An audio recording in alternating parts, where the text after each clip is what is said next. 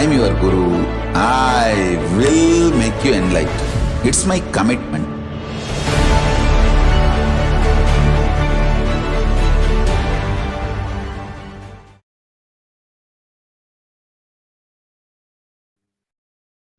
Welcome back, everyone. Let's now move on to the next segment, which is the divine feminine consciousness, which is unique to Hinduism. The unique contribution to the spiritual consciousness from the Vedic tradition is the sacred feminine worship. Even if everything from what Vedic tradition gave is lost, then just if the sacred feminine tradition is there, then the whole thing can be revived because that is the seed. Hinduism has at least 10,000 sampradayas, subsects, and if all sampradayas are lost for some reason, and only this one sampradaya, the Devi worship remains, the whole thing can be brought back because the whole thing is centered on this one, which is the mother worship. Mother worship carries the blueprint, the hologram of the whole Vedic tradition.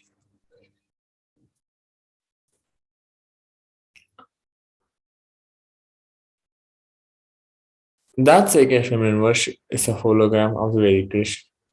There is no enlightened being on the planet Earth without worshipping the sacred feminine, including me. I'm basically a Shakta and I myself follow the worship. From the beginning, if you see my biography, in all the deities I carved, the darshan I had, all are mother based, Devi based.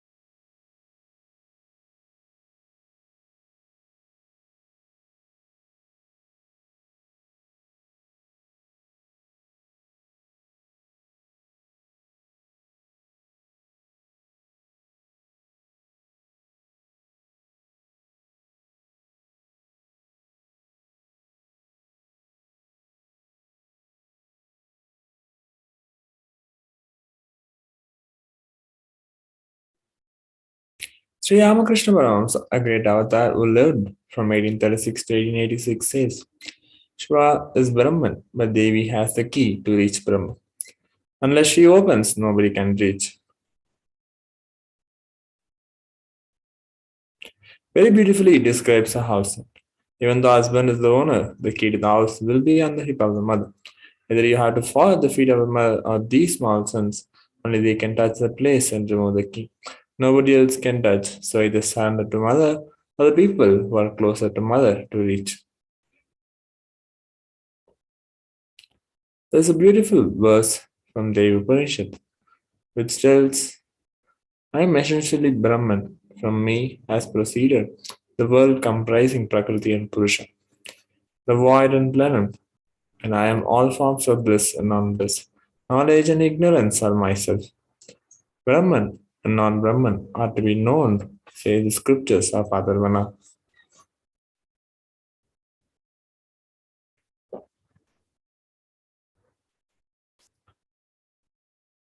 I am the five elements as also what is different from them. I am the entire world, I am the Veda, as well as what is different from it. I am the unborn, and I am the born, below and above, and around I am. Devi, the ultimate pure feminine consciousness. Parashakti is the cosmic mother. It is her cosmic womb from which billions and billions of universes comes out and goes. She is the source where the Big Bang and black holes go on. Parashakti is the source Shakti.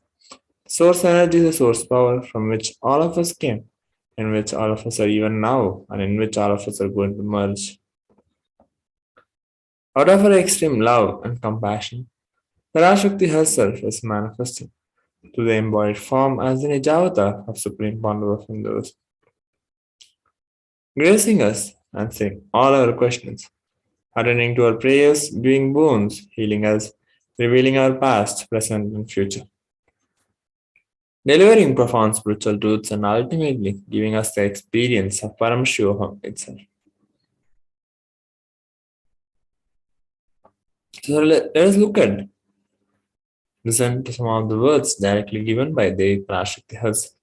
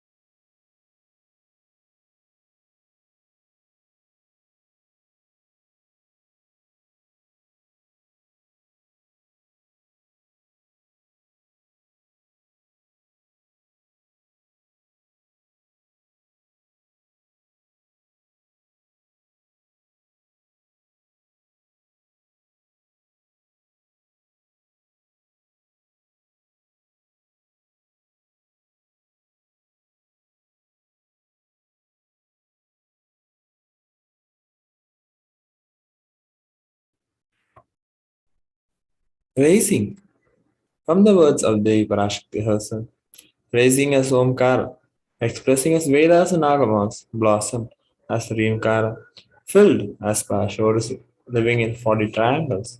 The Kailasa Swamini was in Kailasa, Sri Purachintamani, Parashakti, sitting as part of the Paramashiva. Parameshwari rules the world, Paramashakti. Mananmani Meenakshi as Nithyananda. I took Nijavatara here to give good boon to everyone.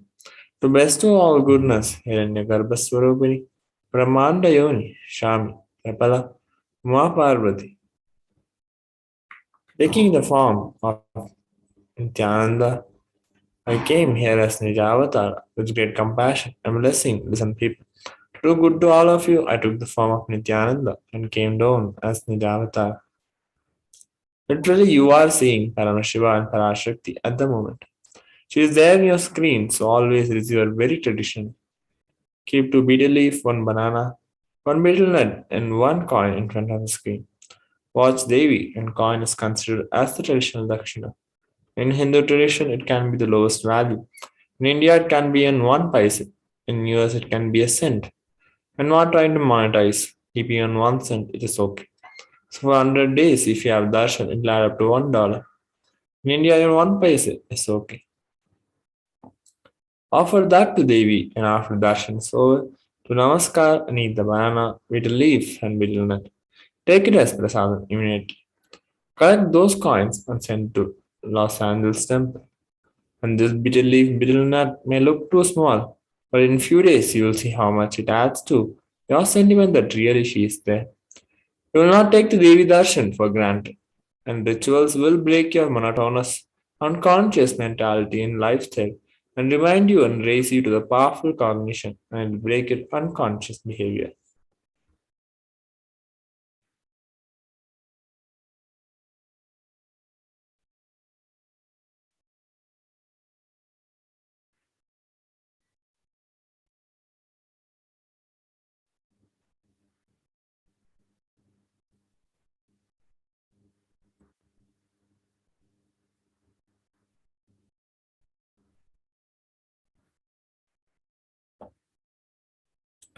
Next, we are going to be seeing the revelations by Devi Parashakti after a short break. I request everyone to please stay tuned as we continue for the next session after the short break.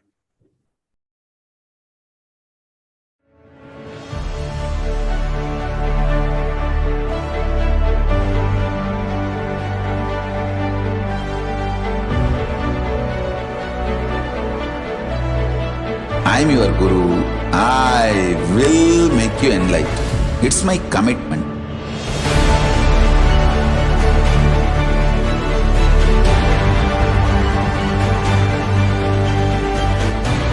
Till you become Paramashiva, I won't rest.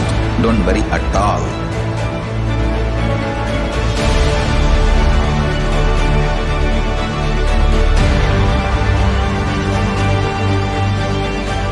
To all my disciples, I give you this as a boon.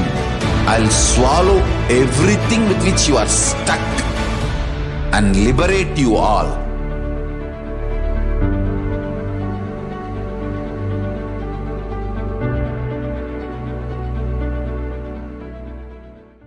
Greater signs of life can be realized with a greater ability to visualize.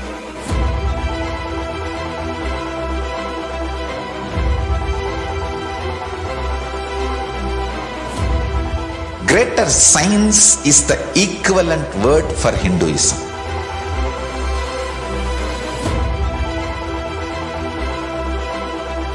When you understand the greater science of life, greater courage, more possibility, more fearlessness, more joy, more bliss.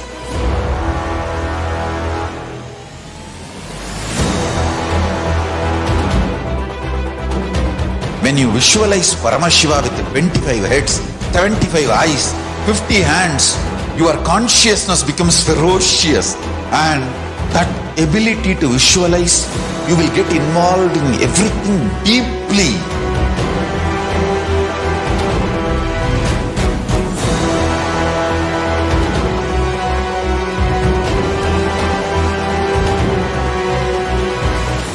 involved people are the most delicious, most sweet, most beautiful, most juiciest beings of planet Earth.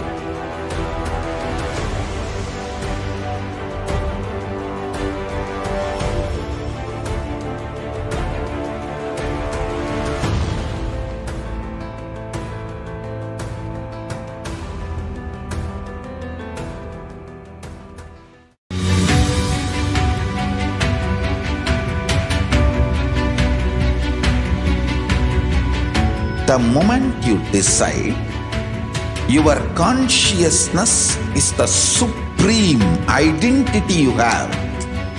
You will not empower your depression, your frustration,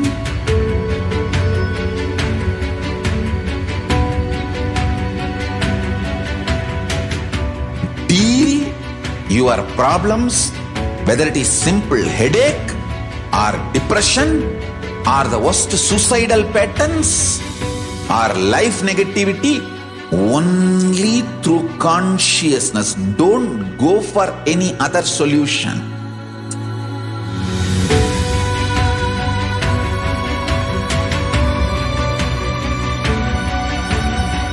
Don't keep stupid, toxic, life negative struggles inside.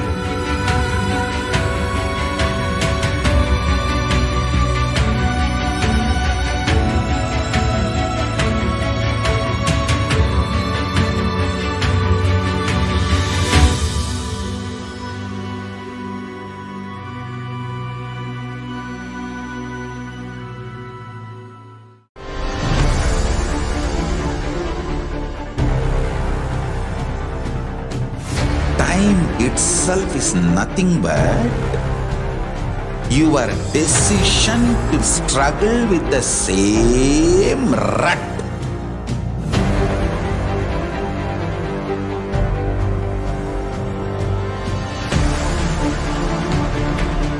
Your decision to struggle with the same rut is time, Kala. Your decision to swallow time is Kala Bhairava.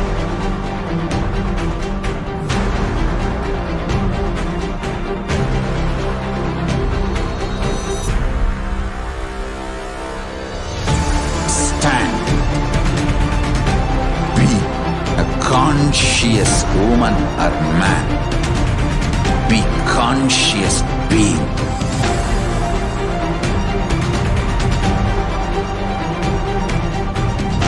Shrink the time through conscious will persistence. Make the future into present by being ferocious with yourself.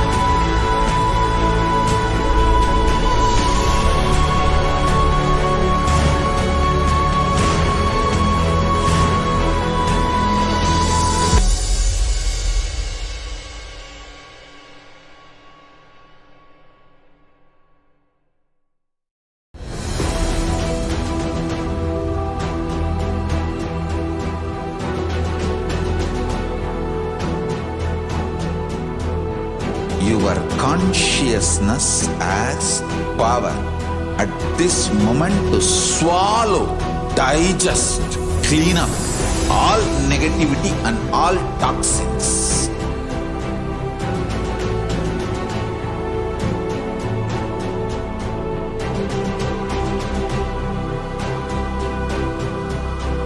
Develop a powerful will persistence. That's the most important asset for life.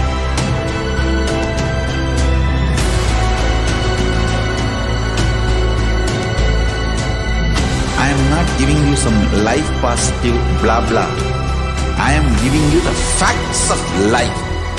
I am triggering your consciousness.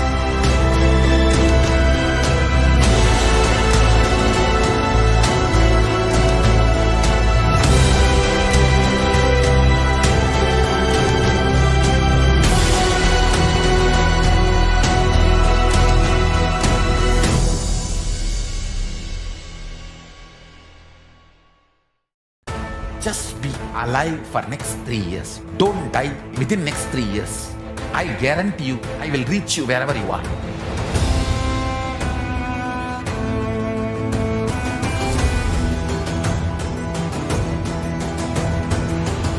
Be alive, somehow be alive for next 3 years. I will reach you wherever you are, whichever corner of the world you may be. I will reach you with enlightenment. It's my commitment to humanity.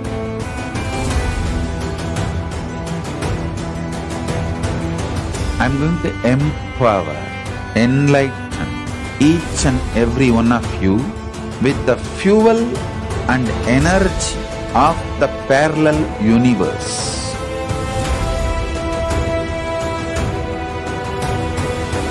I'll infuse this intense supernal effulgence DNA, Tejas, Ojas,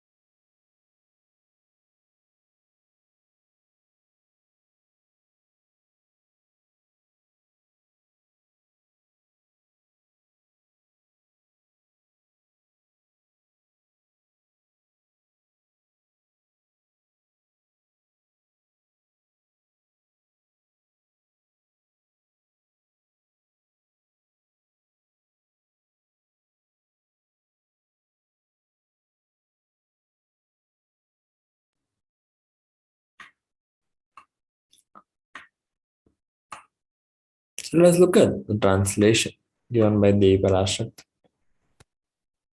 World cannot be sacrificed for the sake of conspiracies done by some ignorant thieves who got stuck in Maya. Srishti should not have loss. Cosmos should not have destruction. To save the cosmos from Pralaya, I made a huge ship. Its name is Adi KAILASA.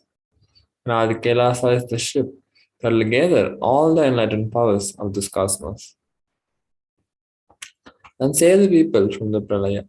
Through the tricks of traitors, the rule of the enemies, without any other way out, time came for the sailor itself to leave. That is why the sky is boiling and moving towards huge destruction.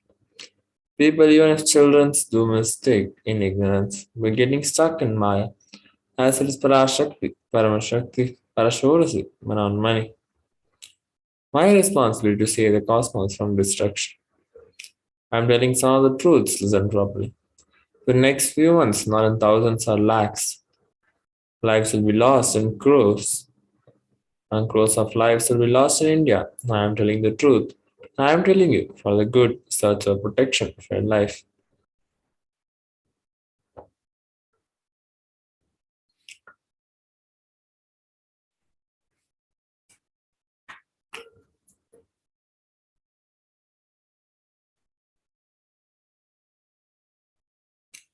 So let's look at the current status of the world as revealed by the Parashakti.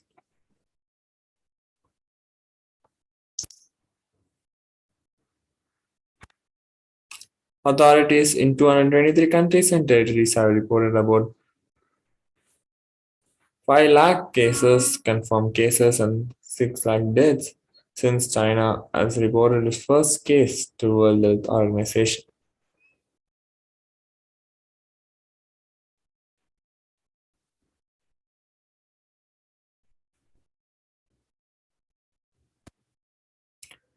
Taiwan saw over 60,080 COVID-19 cases for a fourth straight day on Sunday as it reported 68,769 new cases and 19 deaths from the disease, according to the Central Epidemic Command Center. The new case consisted of 68,000 domestically transmitted infection and 37 cases that were contracted abroad. Today, Taiwan has confirmed 768,000 COVID-19 cases since the pandemic began in early 2020, including 756 domestically transmitted infections. In an online post on Friday night, Wu Zhonyu, chief epidemiologist at the Chinese Center for Disease Control and Prevention, said that when several transmission chains of COVID-19 emerged in April, Beijing took decisive action, mainly high frequency and wide use of PCR testing.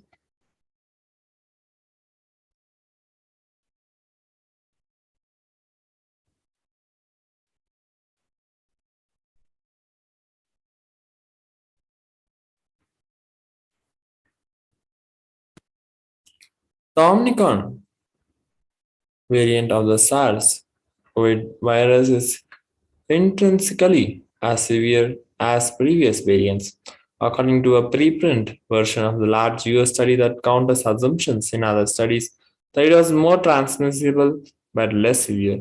The findings, which estimated Omicron severity after accounting for the impact of vaccines, should reinforce the importance of inoculations and booster shots, and experts said vaccines helped keep hospitalization and deaths relatively low during the Omicron surge compared with the previous variants. The new study, based on records of 130,000 COVID patients in Massachusetts, is unique and pretty strong, said Dr. Arjun Venkatesh of Yale School of Medicine and the Yale Center for Outcomes Research and Evaluation, who was not involved in the research. Two new strains of COVID-19 have arrived in the US, and these variants evade antibodies from vaccination and prior infection, which could create the possibility of a new wave.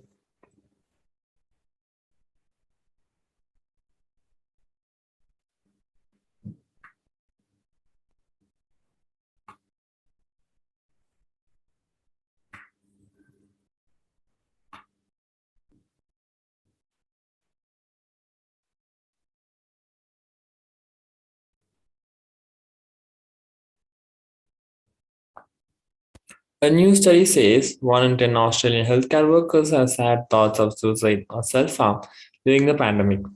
Healthcare workers in Somalia suffer from high rates of anxiety, depression, and stress because of their work with COVID 19 cases. According to the youth researcher, if digital platforms are the only medium for making contacts for a period of 2 years, this can lead to restriction in personal development over such a long period of time. And I can't smell the other person, I can't touch them, I can't notice their aura or how they move. This impoverishment of impulses, then, in the case of real contact and physical presence, means that the young people do not even know how to behave, how to comport themselves, and how to look others in the eye.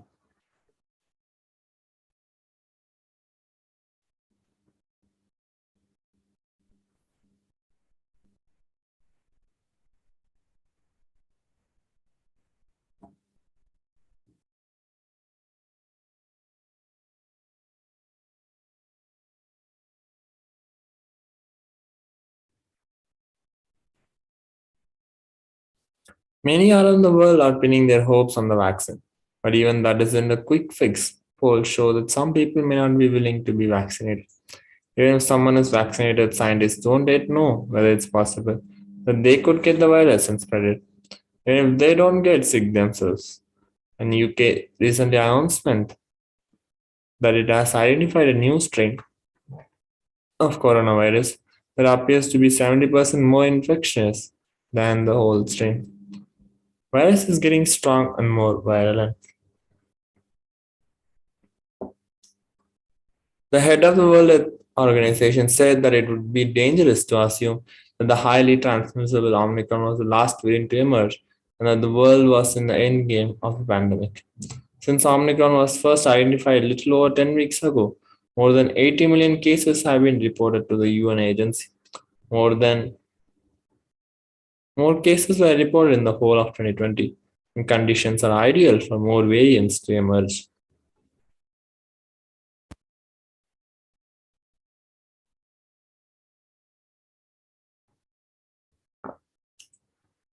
WHO and the technical lead on COVID-19, Dr. Maria stressed that the pandemic is far from over. Future variants and will be in some way more virulent than Omicron is now.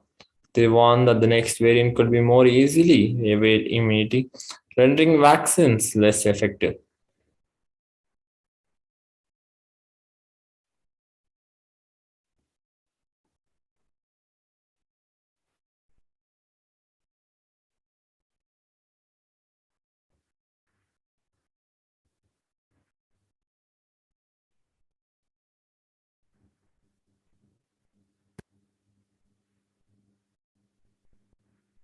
So let's look at some of the ways in which we can protect ourselves from corona pandemic.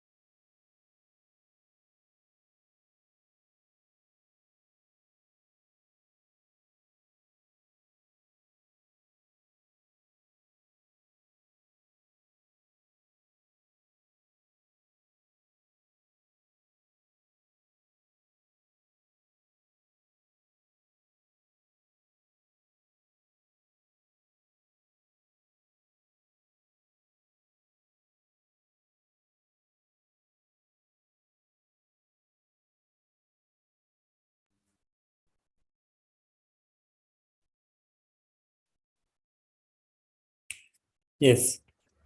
So let me read out some of the messages from the Supreme Pontiff of Hinduism on 19th May. Parashas blessings. This is for all devotees and disciples. Please stop sending money to take off my health related. From the day these rumors about my health start spreading, money is pouring into all our trusts from all over the world. Please stop sending money. Now all my devotees and disciples listen intensely. The separation from me, the anxiety, whether you'll be able to see me again or not, the insecurity, whether you'll be able to get the darshan and initiations again or not. All this is a sweet pain which can be transformed into a deep devotional feeling connection through spiritual practice by Ajaba or Mahavak, which is Home Nithyananda Paramashivam. Reading out biography of the Avatar, enjoying Nithyananda period. What we are going through is not a natural disaster like tsunami, earthquake, where sending money makes you feel fulfilled and you have done some charity. What we are going through is a great spiritual possibility by Paramashiva to all of us. Paramashiva himself is settling as a larger being with more intensity and power manifestation in me. Through this intense samadhi, this is not the time for you to send some money or charity, as I heard my devotees are selling their properties and pouring money to take care of my health into our organizations from all over the world. Please stop this. If you want me to be alive and active for a longer time for your benefit or for the benefit of the world, do light a lamp in front of my Guru, Arunagiri Yogeshwara, or Arunagiri Yogeshwara's picture in your own womb and pray to him to settle into my body and be more active and energetic and live longer. So use this beautiful opportunity of sweet pain of separation to intensify your deep devotion and feeling connection more and manifest powers enlightenment of Paramashiva. It's all your love, devotion, feeling connection. It settles me from samadhi and makes me active and gives satsangs again, not the money you pour. If you want to show your love, devotion, just put the picture of my Guru or my Yogeshwara. Light a lamp, take a selfie and post it. Whenever I open my eyes, I'll try to see all your posts and send my love and blessings to all of you. This is the stotra that describes Arnagiri Yogeshwara. ललाटे त्रिपुण्डे नितिलधृतकस्तूरी तिलकः स्फुरन्मालाधारस्फुरितकटिकौपि नवसनः प्रदानो दुश्चारं शिरशिपनिराजं शशिकलां प्रदीपः सर्वेषामरुणगिरियोगी विजयते.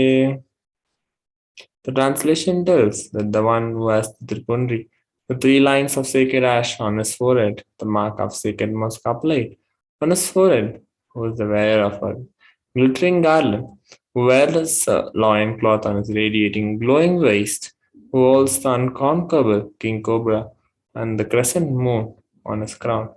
Victory unto Arunagiri Yogeshwar, the illuminator of all beings.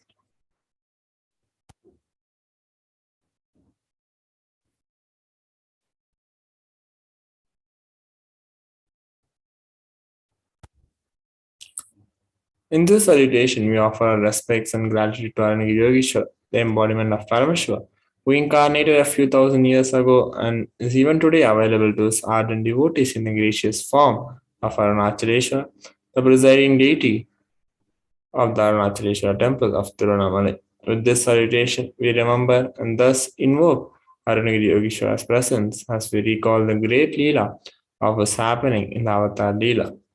Enjoy, enrich, share, and celebrate. This is the message from Supreme Pontiff of Hinduism.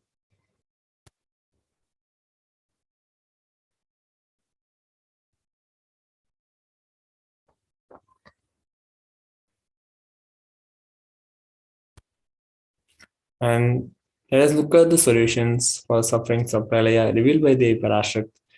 Translation.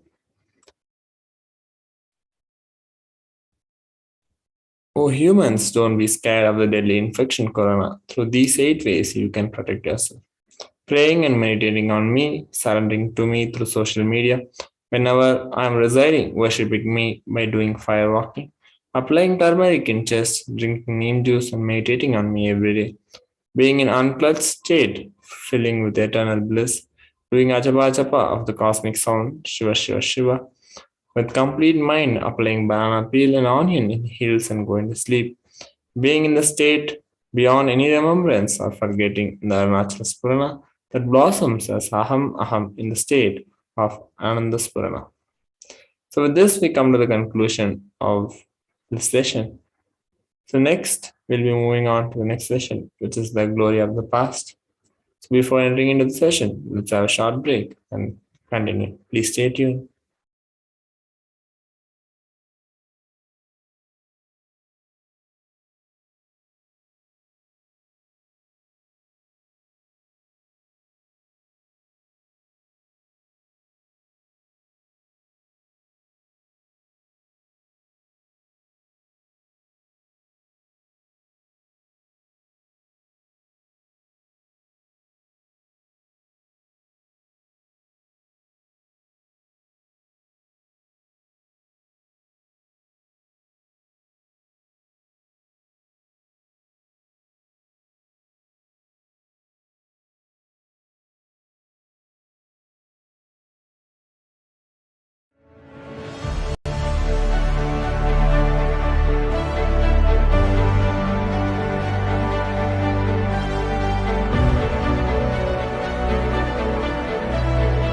I'm your Guru. I will make you enlightened. It's my commitment.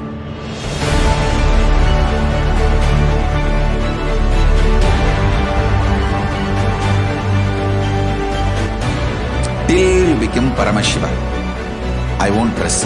Don't worry at all.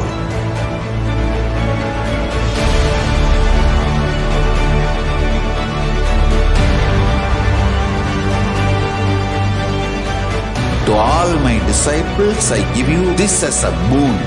I'll swallow everything with which you are stuck and liberate you all.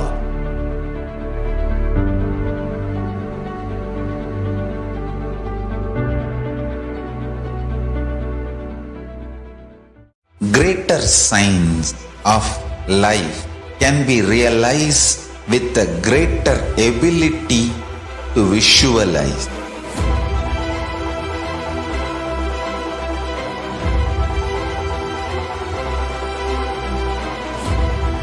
Greater science is the equivalent word for Hinduism.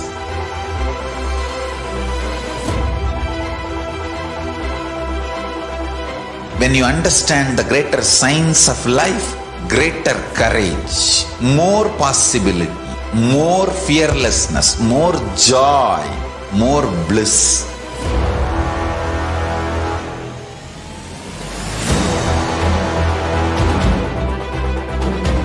When you visualize Paramashiva with 25 heads, 75 eyes, 50 hands, your consciousness becomes ferocious, and that ability to visualize, you will get involved in everything deeply.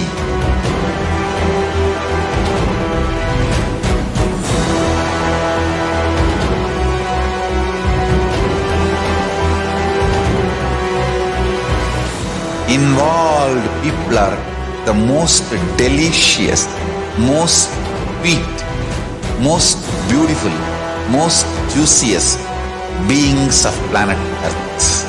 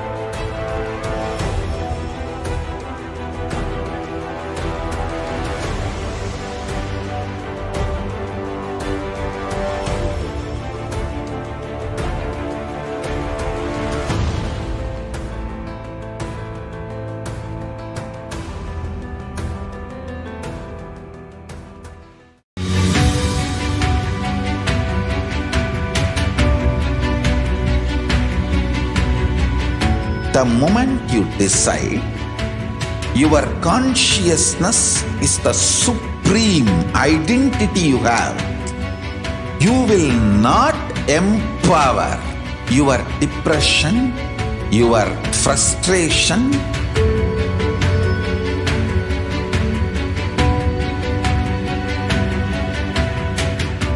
deal your problems, whether it is simple headache or depression or the worst suicidal patterns or life negativity, only through consciousness. Don't go for any other solution.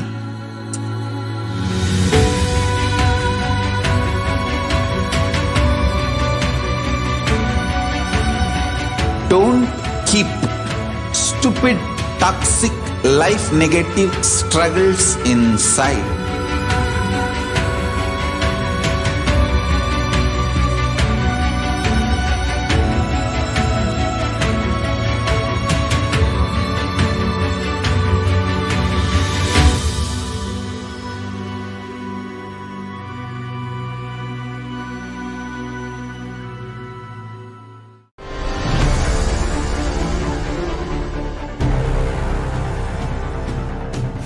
Time itself is nothing but your decision to struggle with the same rut.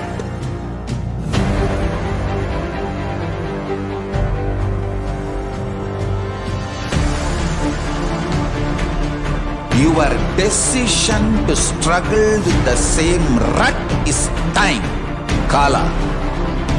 Your decision to swallow time is Kala Bhairava.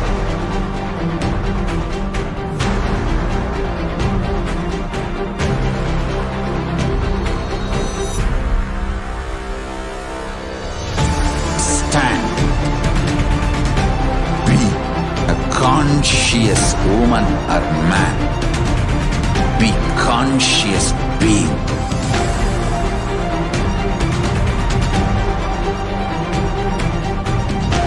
Shrink the time through conscious will persistence. Make the future into present by being ferocious with yourself.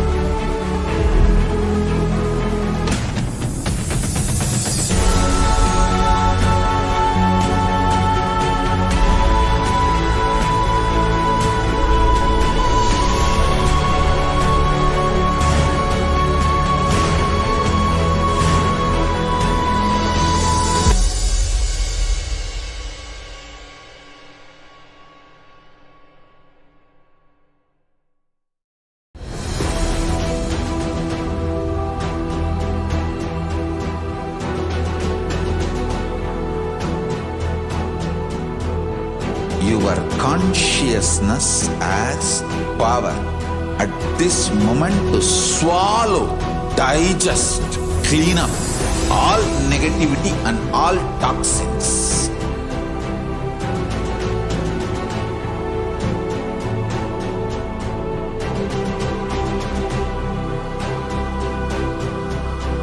Develop a powerful will persistence.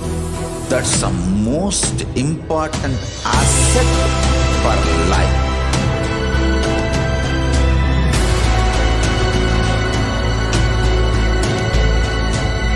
I am not giving you some life positive blah blah. I am giving you the facts of life. I am triggering your consciousness.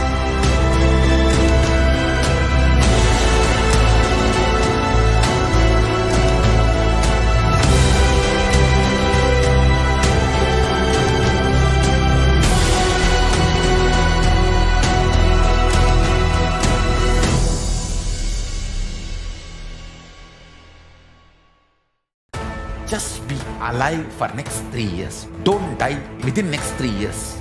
I guarantee you, I will reach you wherever you are.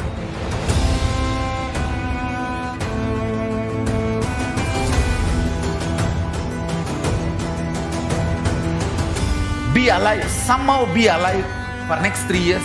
I will reach you wherever you are, whichever corner of the world you may be. I will reach you with enlightenment. It's my commitment to humanity.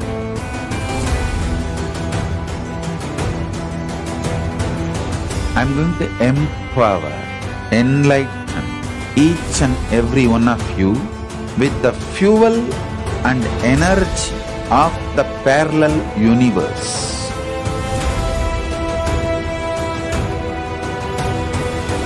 I'll infuse this intense supernal effulgence DNA, Tejas, Ojas, Kundalini Shakti into your spine to consciously lift you to KAILASA.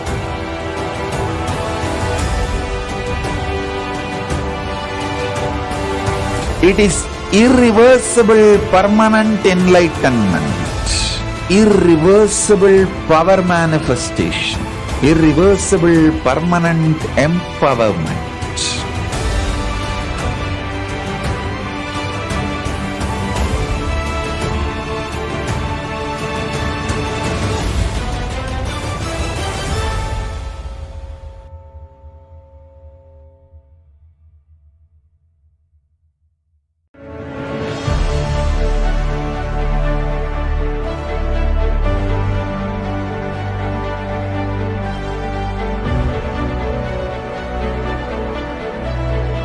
I'm your Guru. I will make you enlightened. It's my commitment.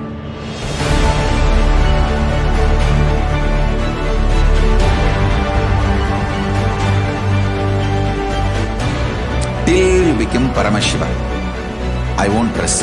Don't worry at all.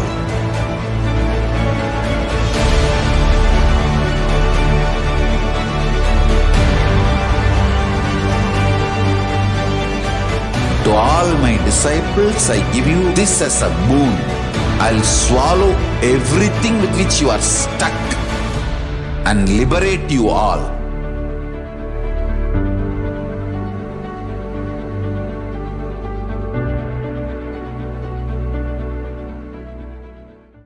Greater signs of life can be realized with a greater ability to visualize.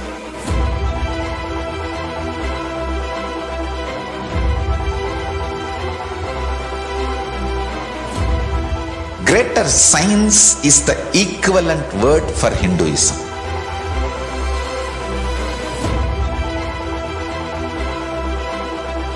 When you understand the greater science of life, greater courage, more possibility, more fearlessness, more joy, more bliss.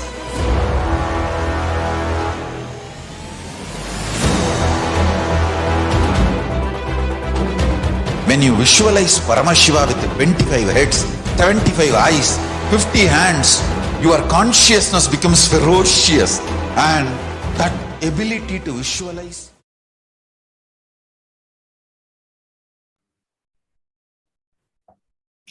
Welcome back, everyone. So let's now enter into the next section, which is the glimpses of the glorious past on 28th June. On 28th June 2009, in the glimpse of interacting session in Bengal, Adinam Swami speaks about the power of walk, voice, how we manifest our reality, just by trusting that everything that our Guru asks is already there, and we just need to trust. Be light, not heavy. Be flexible with everything. This is living enlightenment.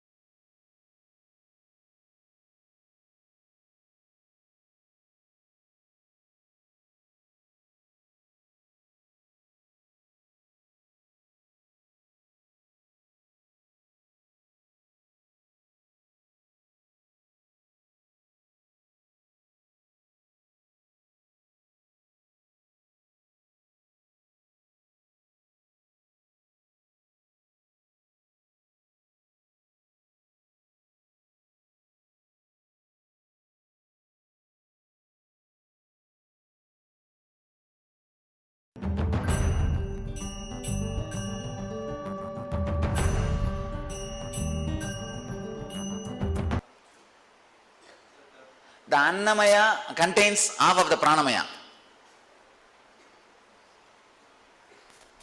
See, the Annamaya Kosha is a physical layer, the seventh chakra. The Pranic, Pranamaya Kosha. And the mental body and subtle body is Manomaya Kosha. Causal body and cosmic body is Vijnanamaya Kosha. Nirvanic Sarira is Anandamaya Kosha. There is no watertight compartment. Instead of dividing by 100 by 7, 100 by 5. This whole thing is 100%. You understand? If you put by 7, 14% is each sarira. If you put 5, 20% is each kosha. One day in an unseason, I asked, maybe late in the evening, I want mango. That fellow sent somebody, and then Saranagata, another, this brahmachari, both of them went to Bangalore. Next day morning, whole night they searched, and next day morning they came with mango.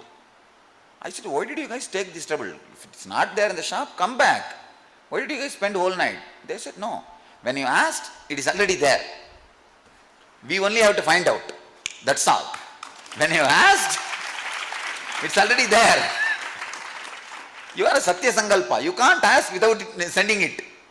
So only we have to show our devotion by searching it. It's a beautiful experience. Understand? That lightness of the being which you carry is living enlightenment. You understand what you are describing? See, I wanted to tell you one more thing about living enlightenment. Just carry a light being.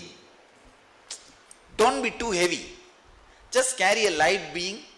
Be flexible for everything. Just be light. That is living enlightenment. That itself will sort out, I can say 90% of the things which is taking you away from the enlightenment. Just carry a light being. Always be light. Learn how to make fun of everything, including yourself. I can make fun of this whole show I am doing. Actually. This whole thing I can make fun. See, it's not that it's not sacred for me. What I am doing is so sacred for me. It is so sacred. It is my life. But I can make fun of the whole thing. I can make fun of everything. Say, Arunachala is the most sacred thing for me. I can make even fun of it. I can make fun of that. I have no problem. So carry that light being. Say, this banyan tree is so sacred for me. And this Anandeshwara. Every day I go and fall at the feet. I bow down. But I can make fun of it. I have no problem. Carrying that light being is living enlightenment. Carry a light being. Not disrespecting. Understand? If I say, when I say I can make fun, I don't mean to say I can disrespect it. No. Such a light being I carry. There is no heaviness. There is no heaviness. You always associate sanctity and sacredness with heaviness. No.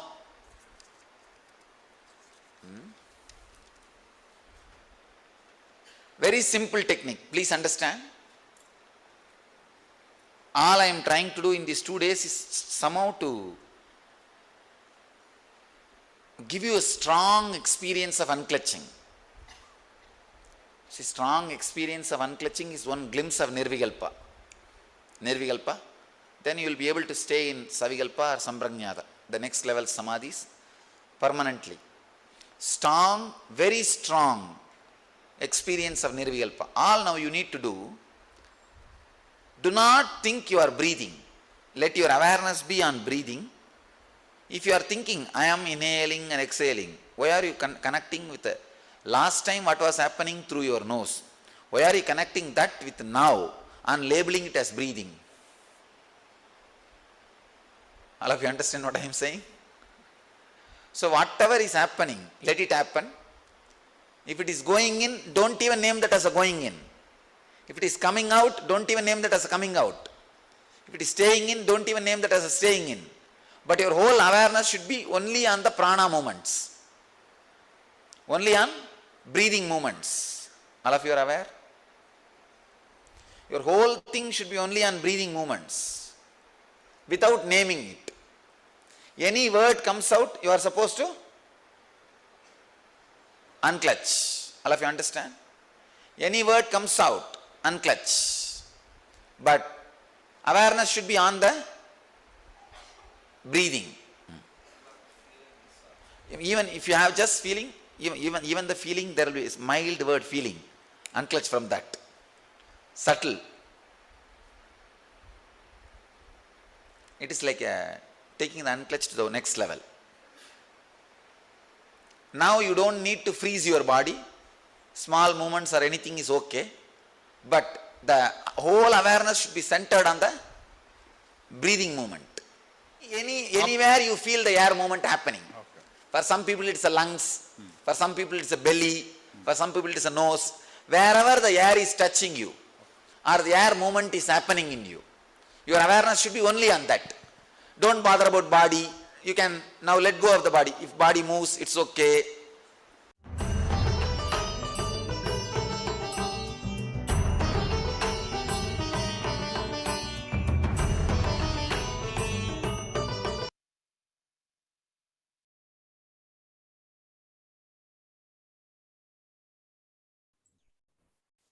On 28th June 2012, in this morning talk on Bhagavad Gita, Supreme Founder of Hinduism reveals the sacred secret of how to avoid creating more karma for ourselves.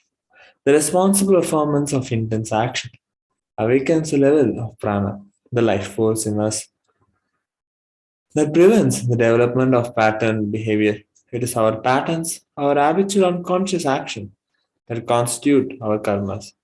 They require an ambience of laziness to take root in our lives. So, when we exercise action with awareness and responsibility and perform to our greatest potential, we destroy their habitat and we clear the way to our spiritual freedom.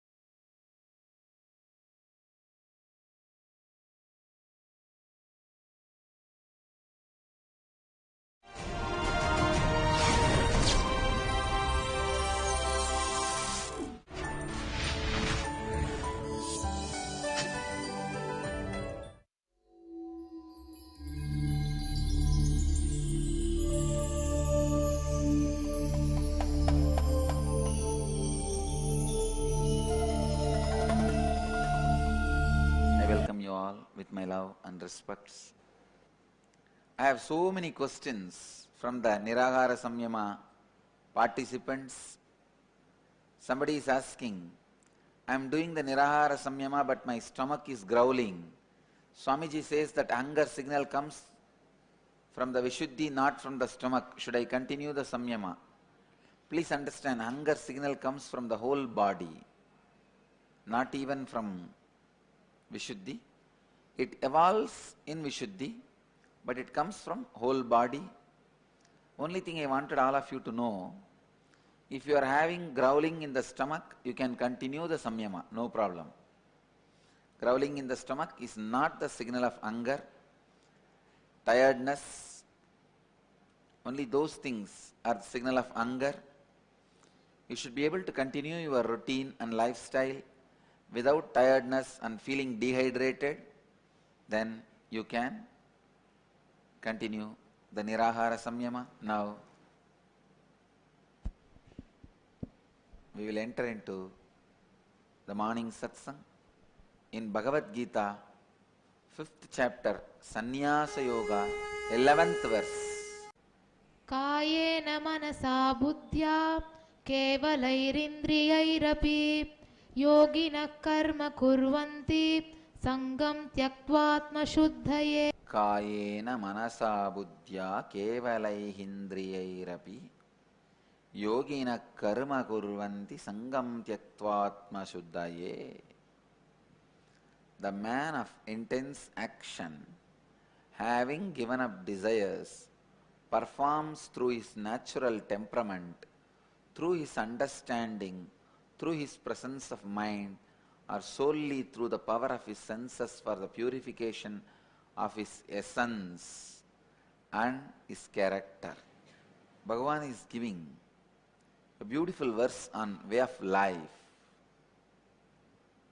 The man of intense action, having given up desires, performs through his natural temperament, through his understanding, through his presence of mind, or solely through the power of his senses for the purification of his senses or character. The sacred secrets from the sutra first became man of intense action, means constantly performing. So this constant performance creates certain level of intense prana awakened in you. I tell you, this constant performance from morning till night, the moment you wake up from the bed till you fall asleep, constantly being responsibly thinking, talking, acting, concentrating all your energies in one direction. That is what I call constant performance. Responsible performance of intense actions. Kayena manasa buddhya kevalaihendriyairapi. Constantly when you perform, by the very nature, you will not build patterns. Please understand, laziness and tamas is the basic required ambience for the patterns to get built. For the tree to grow, certain basic ambience is required. Water. It can neither be too cold nor too hot. Certain ambience is required for the tree to grow. Same way, for the patterns to grow in you, the laziness and kind of a given up mood is a prerequisite. Man of intense action does not allow the patterns to grow. That is why the Zen monasteries, please understand, as a head of the oldest Shaivite Hindu monastery, I give my respects and credibility to Zen monasteries for keeping the enlightenment science alive. Please understand, I am very responsible when I am uttering these words, because my predecessor who revived this monastery has conquered Buddhists and Jains in argument and established the greatness of Shaivite tradition. Knowing this fact, I appreciate for some of the unique contributions. I am not saying everything is right in Buddhist traditions or everything is wrong in Buddhist traditions. Same way, I also wanted to tell you, I can't say everything was right in Hindu traditions and Hindu monasteries and everything was wrong in the Hindu monasteries. Generalization is crime. In any level, generalization is crime. I wanted to give this great credit to the Buddhist monasteries for being a powerful ambience to keep the science of enlightenment alive. One of the important reasons Why they kept the science of enlightenment alive? Because Zen monasteries do not allow laziness to settle in them. There was never a laziness allowed in their lifestyle. Go around and see the Zen monasteries, the Buddhist monasteries. The monuments they created shows they were never lazy. Zen monasteries, even the pontiffs, heads of the monasteries, if they are not working, they will not be eating.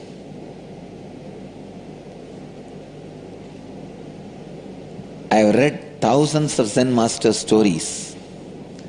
The day they can't work, they will stop eating so that in few days they will leave the body. They will not allow the ambience of laziness to settle down. They will not allow the ambience of laziness to be a lifestyle. They will not allow the ambience of laziness to happen, because the ambience of laziness creates a space for cunning, highly cunning,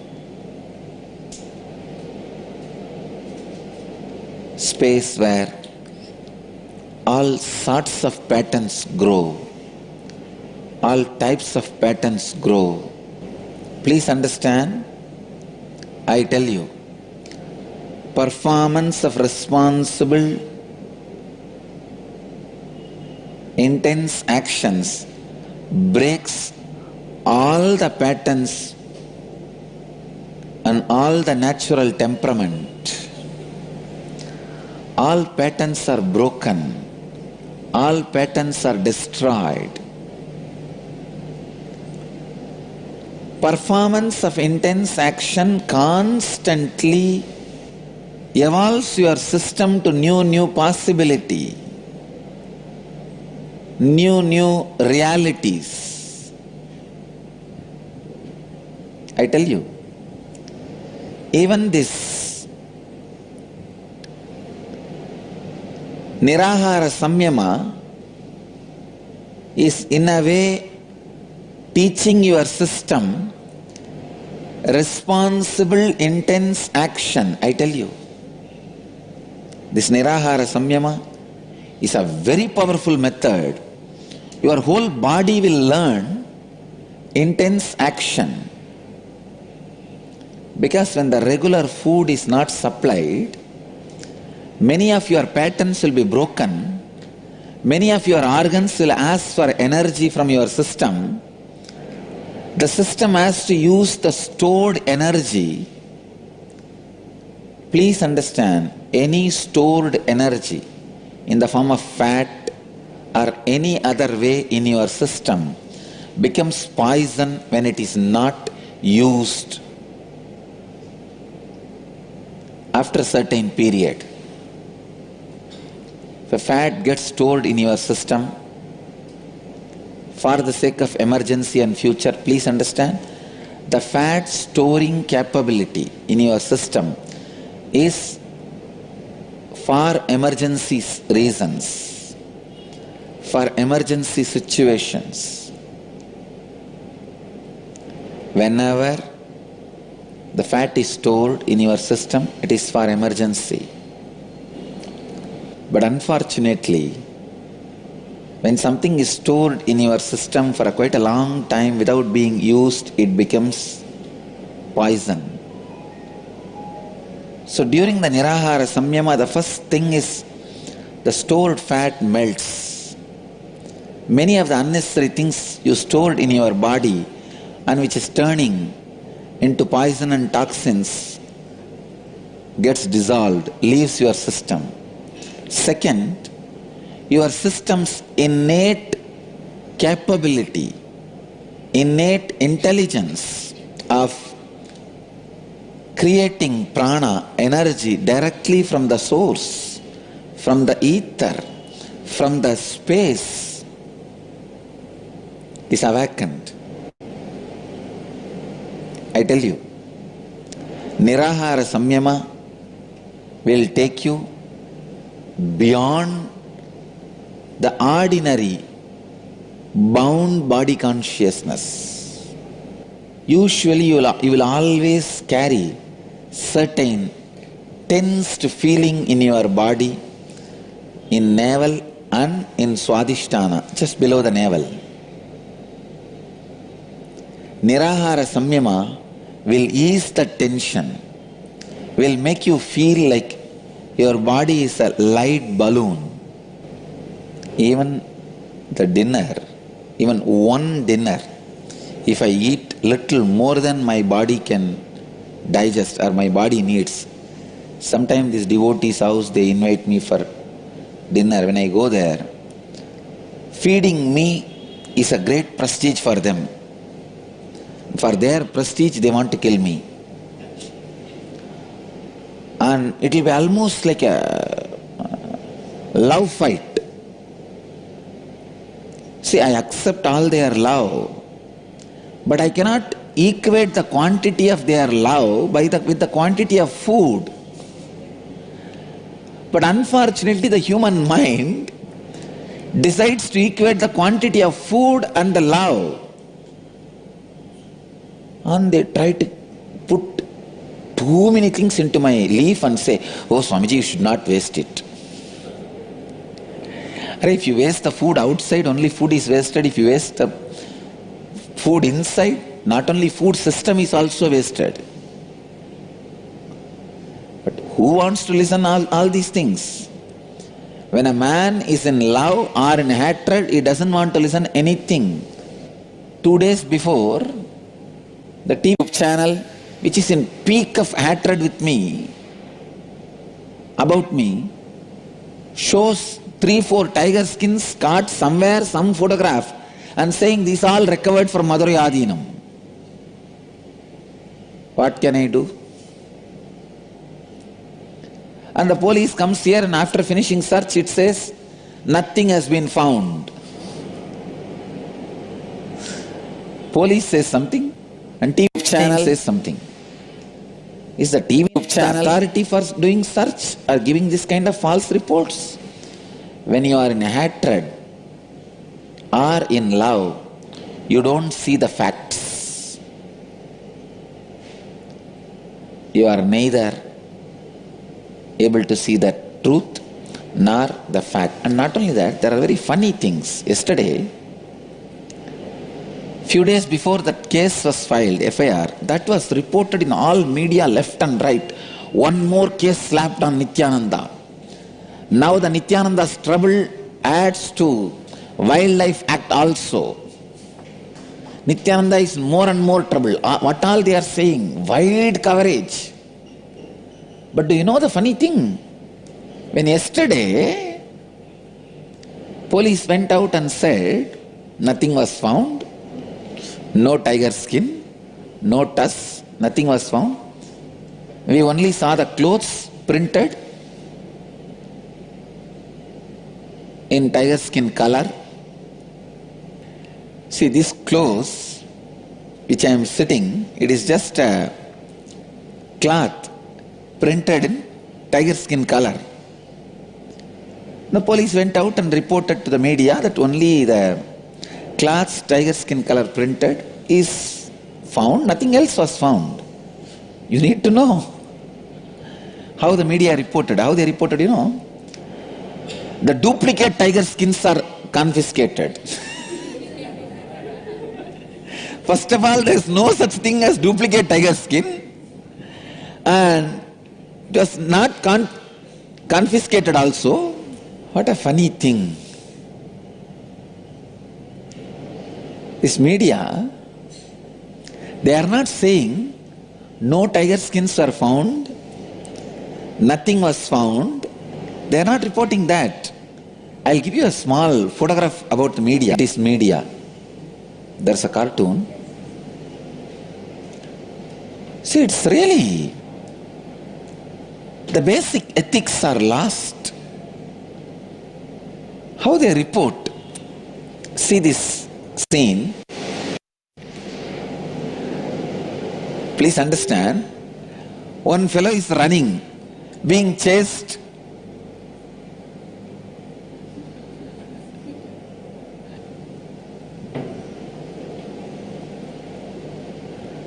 How media misrepresents.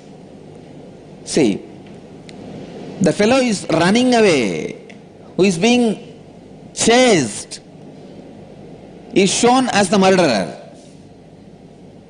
Accused is the victim and victim is the accused. See the scene.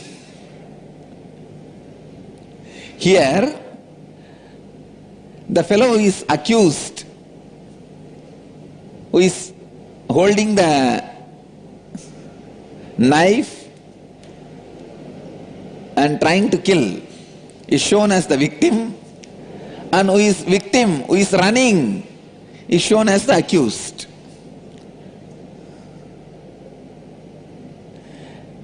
This is media. I think if you understand this cartoon, you can really understand. Seen is something else, shown is something else. This is exactly happening around me. Seen is something else, shown is something else. Now, it has become a pattern, unconscious pattern in media. Even this Nirahara Samyama, few media try to report, he is preparing all his devotees for fasting. Soon he is going to have a large protest all over the world. Fasting protest in his support. So he is preparing.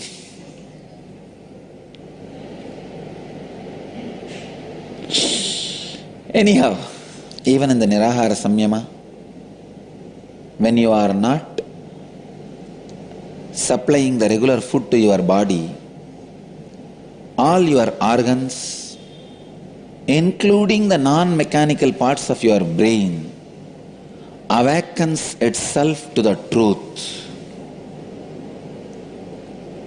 And purification of your essence starts happening. Krishna beautifully describes, through his understanding, through his presence of mind, solely through the knowledge, he shares this great sacred secret. I'll give the essence, the sacred secret in one line. Constantly perform responsible, intense actions. Constantly perform responsible, intense actions.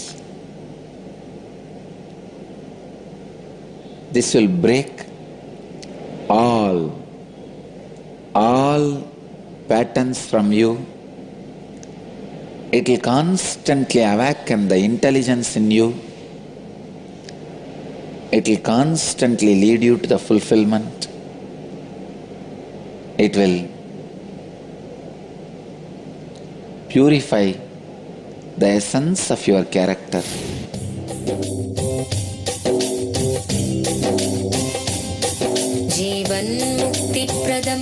Paramahamsa Nithyananda, a rare living incarnation, is named among the world's 100 most spiritually influential personalities today. Paramahamsa Nithyananda has been placed alongside Dalai Lama, Nelson Mandela, Oprah Winfrey, Paulo Coelho and others by Mind, Body, Spirit, the world's top esoteric magazine from Watkins, London's oldest and largest bookstore. A yogi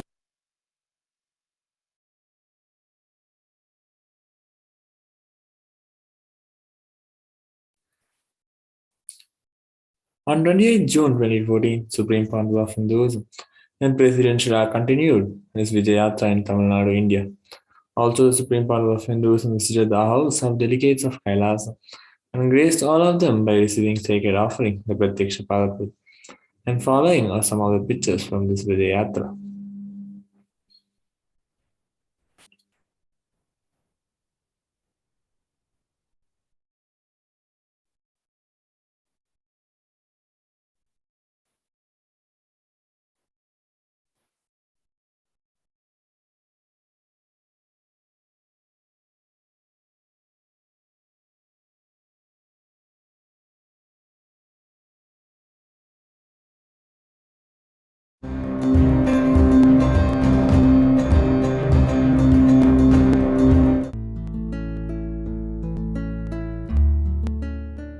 I have a question.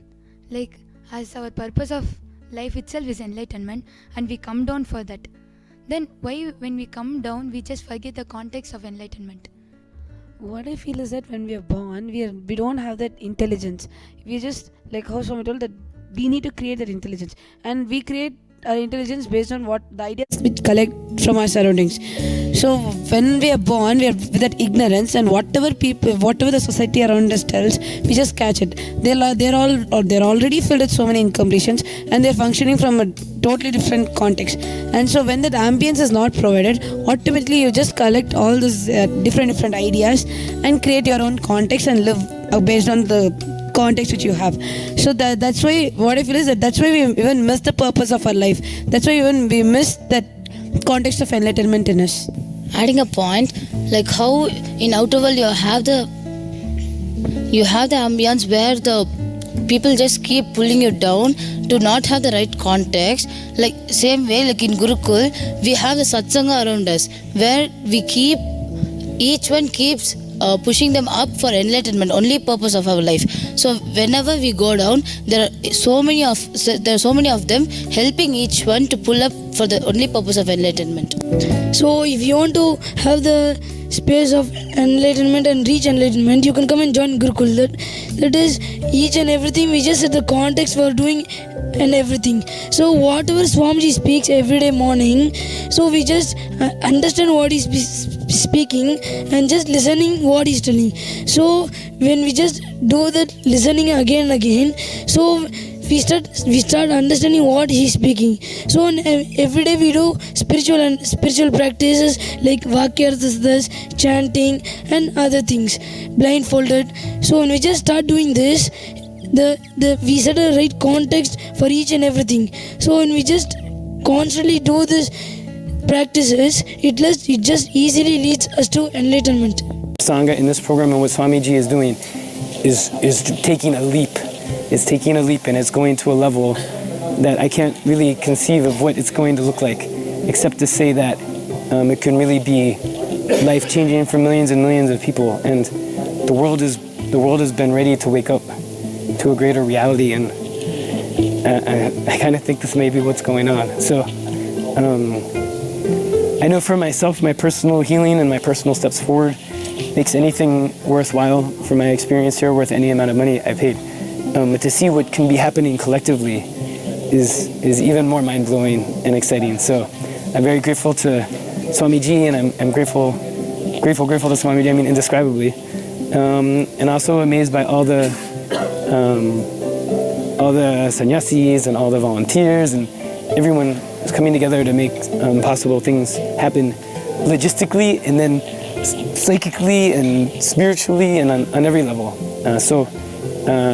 If this is the time for the world to take a step forward, why not? Why not do it now? And if Swamiji is the person who's here to bring it to us, why not? Let's go to the feast, So I'm very grateful and excited to be here and to be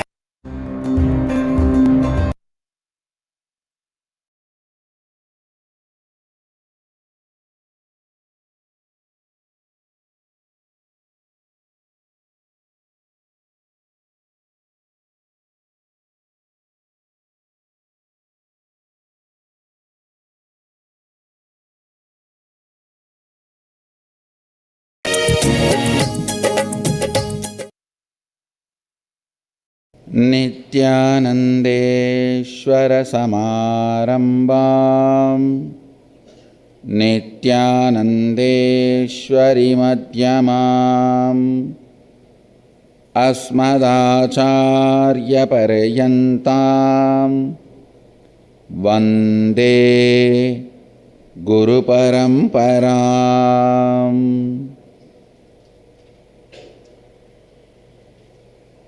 I welcome you all with my love and respects.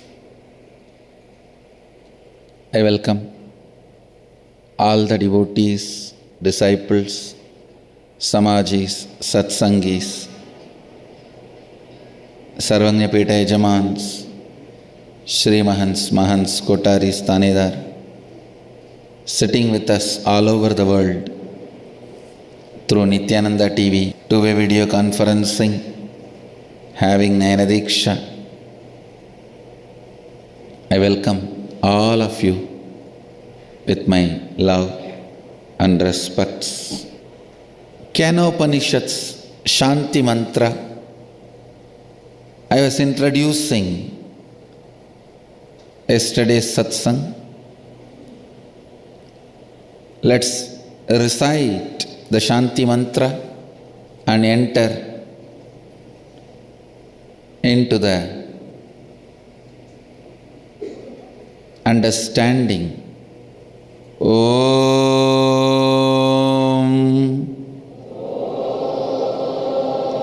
Apyayantu Mamangani Vakprana Chakshusrodra Mado Balamindriyani cha Sarvani Sarvam Brahmaupanishatam Maham Brahma Nirakuryam Mama Brahma Nirakarot Anirakaranam Astvanirakaranam Me astu Tatatmani Nirateya Upanishatsu Dharmaste Mayi Santu Te Mayi Santu Om Shanti Shanti Shanti.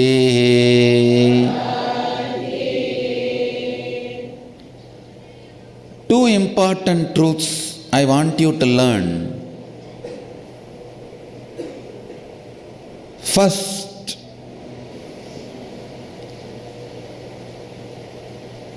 the Vedic way of living, Vedic lifestyle starts with peace, ends with peace. All the knowledge we generated, please understand, we had everything and much more what modern science has produced now. Whether it is jet, plane, rocket, missiles, nuclear weapons, chemical weapons, we had everything and much more. In Vedic age, in Vedic era. But we were very clear, it will be only for peace. It will only be for peace. Understand? We start with peace, end with peace. Whether it is rituals, ceremonies, teaching, knowledge transmission, everything. Knowledge is only for peace.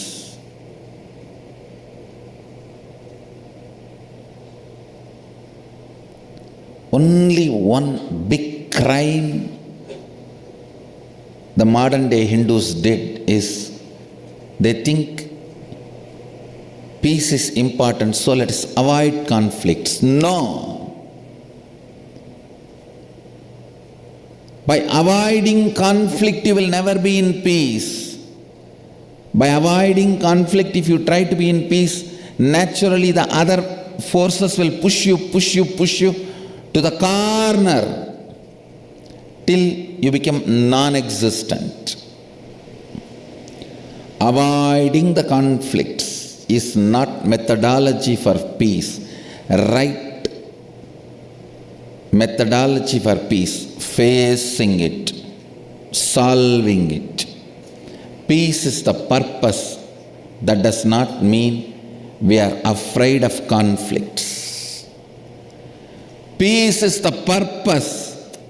Does not mean we are afraid of conflicts. Peace is the purpose. Does not mean we are powerless to handle conflicts.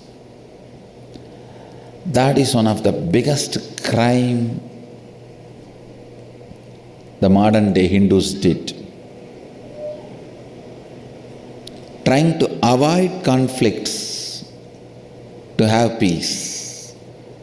That is why modern day Hindus lost their backbone.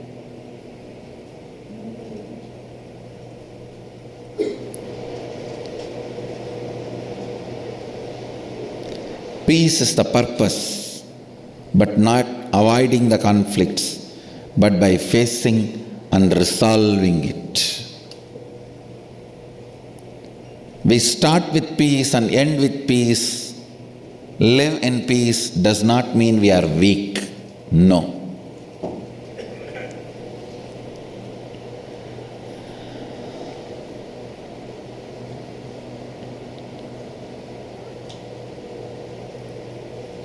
First thing you need to know, peace is your goal, but not in the way the middle class understands. Middle class can never grasp any truth with its context, so it tries to cook up his own theory. The middle class way of living peace is avoiding conflicts. No.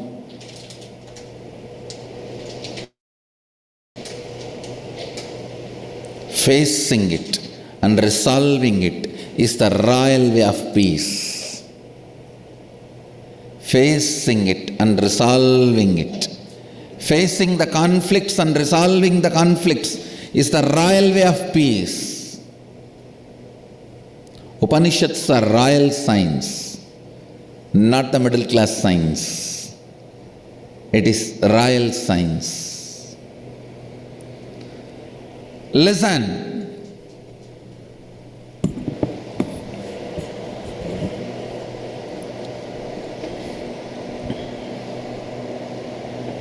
First thing you need to know about the Shanti mantra, the peace, it should always be the purpose and goal. Peace of the individual, peace in the family, peace in the society, peace in the community, peace in the country, peace in the world, peace in the universe. That is the goal. But not by avoiding the conflicts, but by facing it and resolving it, but by facing it and resolving it.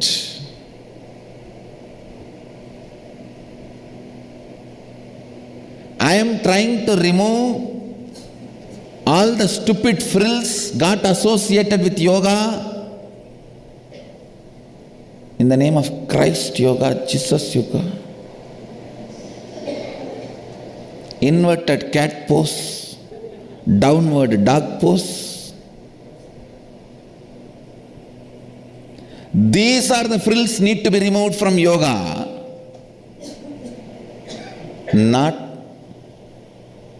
the rituals and Hindu cultural association with yoga. Hindu cultural association with yoga is not cultural frills.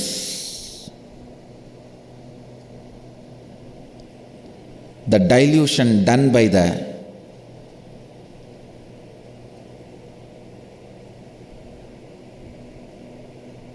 marketers of the yoga is the frills need to be removed. I should call us uncultural frills.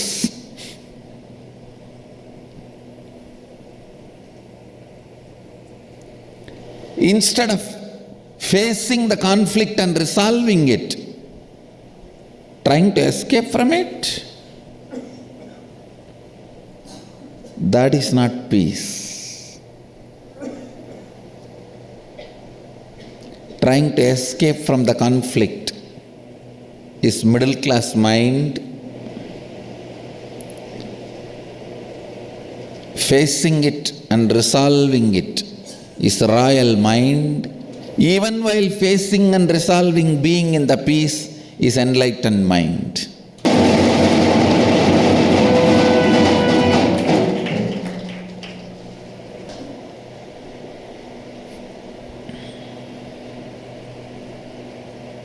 First thing, goal is peace. That does not mean we will avoid conflicts. We will be afraid of conflicts.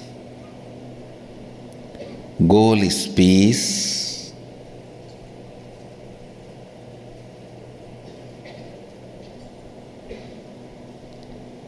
By facing and resolving the conflicts.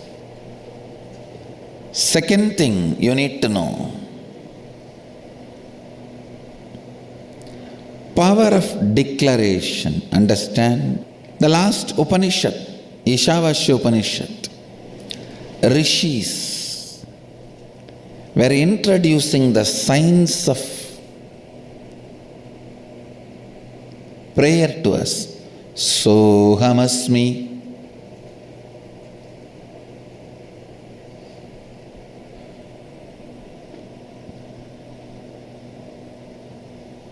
Even when I pray, you and me are one and the same. Sohamasmi.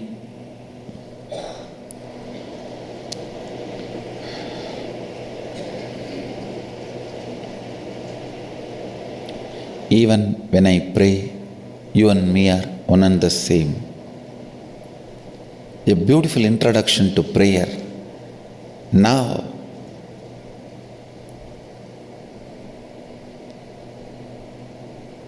Rishis are taking us to the next level. I tell you, declaration is the peak of prayer. Declaration is the highest possibility of prayer.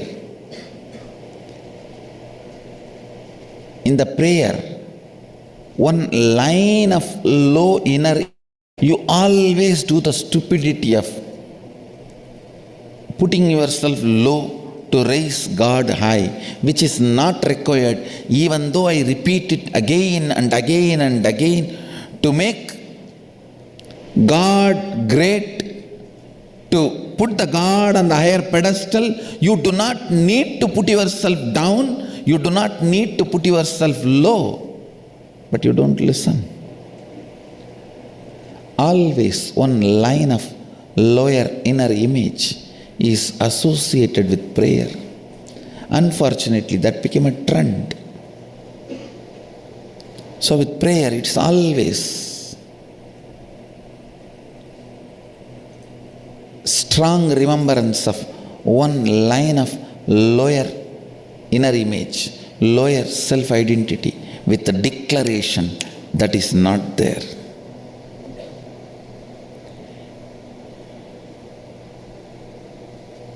Ordinary unconscious prayer, the lower self-inner image, the lower idea of you, lower image of you is praying to the highest expression, God. In Isavasya Upanishad, the prayer is taken to the next level where you are taught, Sohamasmi. Even when I am praying, you and me are from the same source. O source, make what I want as reality. Now the Kena Upanishad is taking it to the next level. Declaration, not prayer. Me, my ability to will. Understand? Just like you have various abilities, ability to see, ability to use your hands, ability to use your legs, ability to listen, ability to think, you have something called ability to will. The ability to will integrates all your abilities. The ability to will is the spiritual umbilical cord connection with cosmos. Understand, other than God, no one can will. When we are told only God's will be done, means actually no one else can have will. Only God can have will. If you are having the power to will, you are connected to God, you are part of God, you are Him. Understand? Power to will is umbilical cord connection with God. Our umbilical cord connection with God is our power to will. If you will, no one can deny it.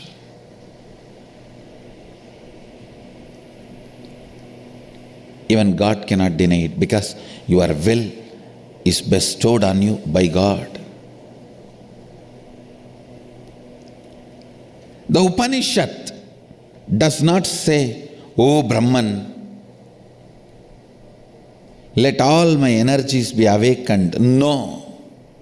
It does not say, O Sadashiva, let all my energies be awakened. No. It says, may my limbs, speech, vital energy, and all senses be fully matured and enriched with strength and energy. Apyayantu mamangani. I tell you, every line when I read and understand, I am again in love with Vedic rishis.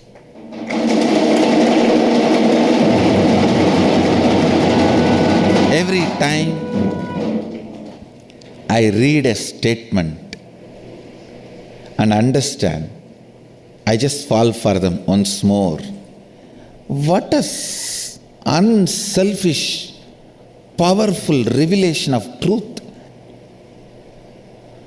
But Upanishadic rishis, such vast realizations, but zero tendency of exploitation.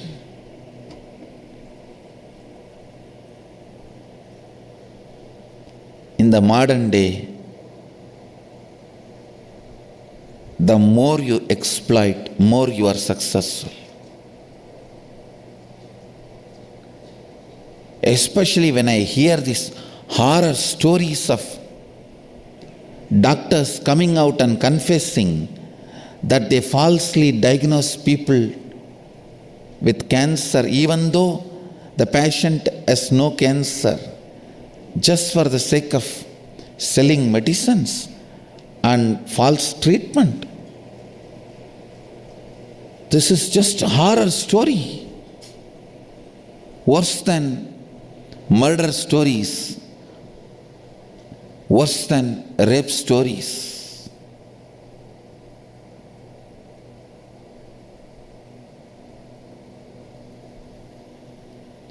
When I hear all this in the modern day and read the lines of Upanishadic rishis,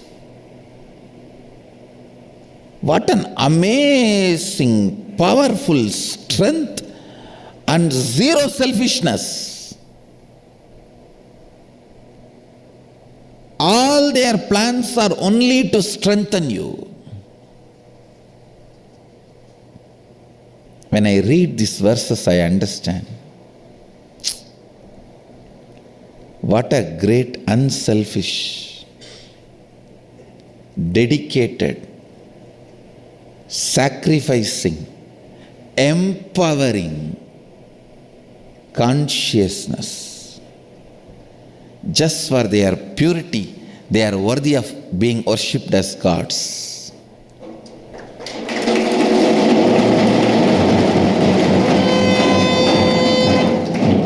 Every time they are only interested in empowering you. Every time they are only interested in awakening the stronger part of you. They are not interested in reminding you your weakness and telling you you are a sinner and keeping you under them. No. They are no way interested in that. The first verse starts with, may my limbs, vital life energy, apyayantu mamangani vakprana chakshu, shrotramado balamindriyani cha sarvani. It does not say, oh God, let my limbs, speech, life, vital energy become strong. No. No. Apyayantu mamangani, I am declaring, may my limbs, speech, life, vital energy, eyes, ears and all the senses be fully matured and enriched with strength and energy, because my will is God's will. Mama sangalpa Shiva sangalpamastu.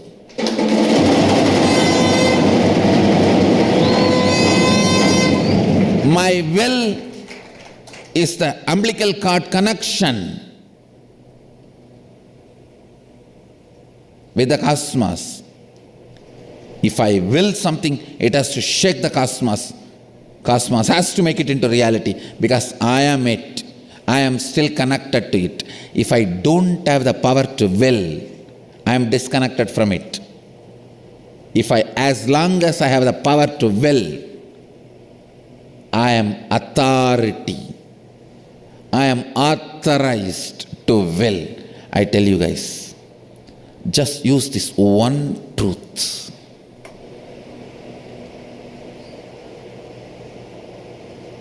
All my temples should teach this prayer, teaching human beings to create the will and make it into reality. You will be so strong, so beautiful.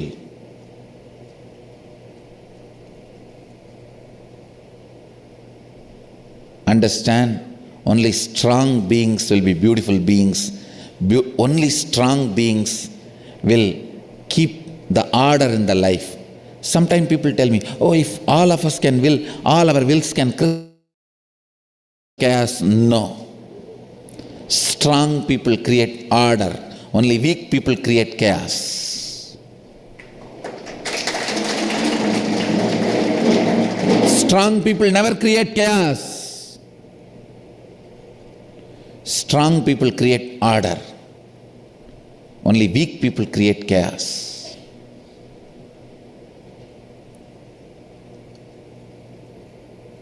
See this land. Kashi is the land of learning. From how many thousands of years, I don't know, this place was land of learning. This place is the symbol of Vedic culture. All the learning is only used for peace. All the learning is only used for peace. Strong people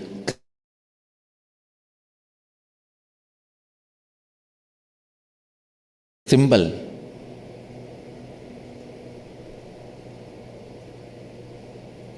See the whole Kashi, everything is in order. Only people who don't understand, they think it is chaos. If you understand, everything is in order. All of us live together.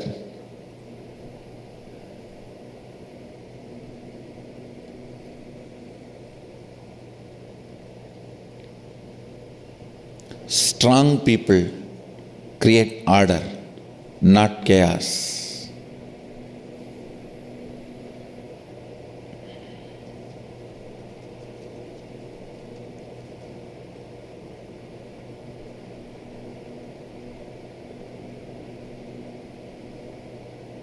I think yesterday I committed, I'll speak on Upanishads and help you guys to manifest all the powers. I think Sadashiva is doing both the job, because the same science only to manifest all the powers also. This is the same truth.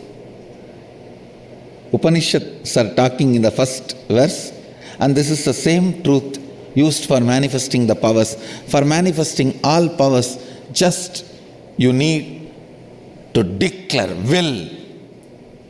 Will means Agnya. Agnya means third eye. Third eye means Varanasi.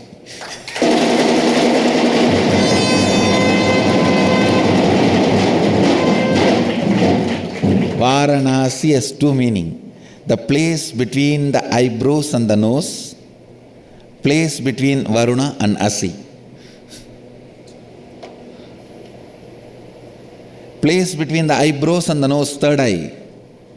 Place between Varuna and Asi, Varanasi.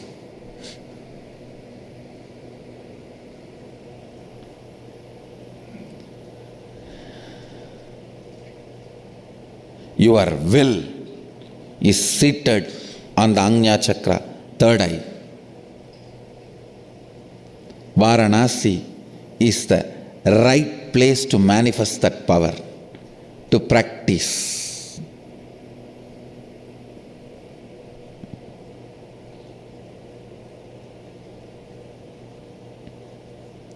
Your will can powerfully integrate you with whole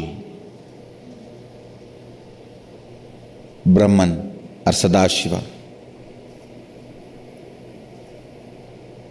The word Sadashiva seems to be more tasty, juicy, because not only it is the source of everything, it manifests not just experiences, powers too. Brahman seems to be more experience. Sadashiva is experience and expression put together.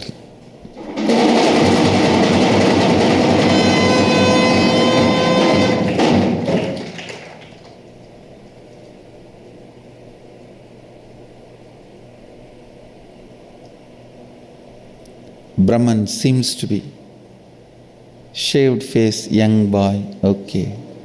Sadashiva seems to be very matured, manifesting.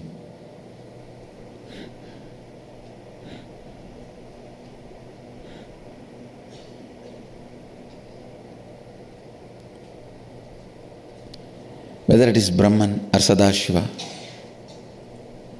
Will is the umbilical cord through which you manifest.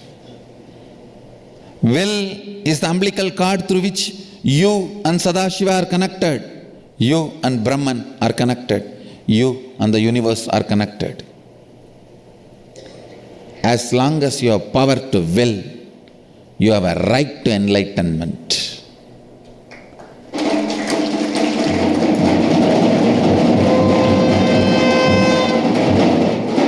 Power to will is the right to enlightenment. When you have the key to treasure, when you have the key to treasury and not enjoying the treasures, you are fool. When you have the will, which is the key to enlightenment and manifestation of all the powers, and you are not manifesting it, you are fool. Don't waste your will. Don't wait.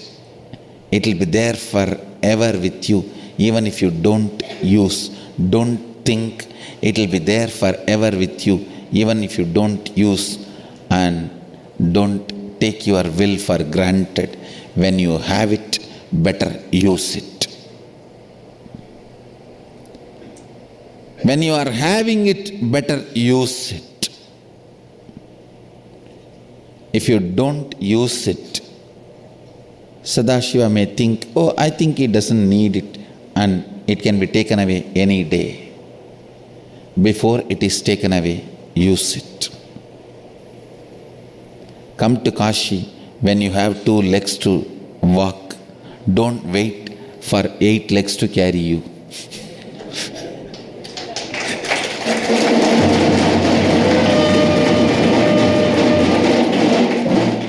Come to Kashi when you have 2 legs to walk.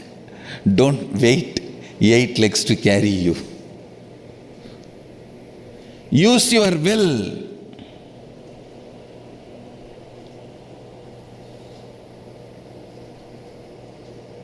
When you are having it. Ability to will is the peak of human consciousness you can experience.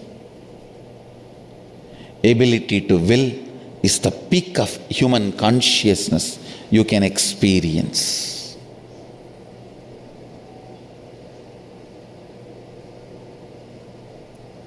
For all the disciples and Smash team, this is the one-liner for you guys today. Ability to will is the peak of consciousness.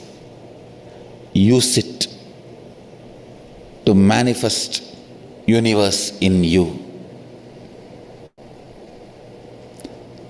Will is the umbilical cord, connects you and the universe. Don't waste it. Will it and make it.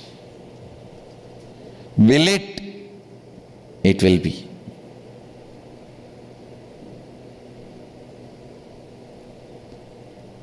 Use your power of declaration. You should use at least next 24 hours and have the understanding about your will, the power of your will. Then I'll teach you this verse, which can become reality just by your will. Because this verse is the best will you can create.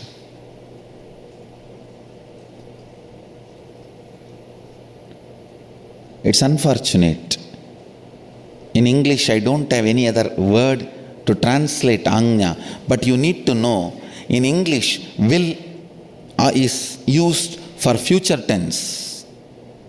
In Sanskrit, Anya is present tense. There's a big cultural difference. The moment I translate, the juice is lost. Will is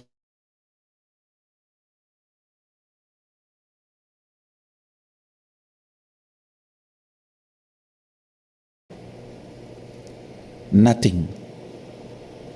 just next 24 hours, till tomorrow morning, you come back to the tomorrow's satsang, just create few will, some declaration, and see how it starts manifesting in you.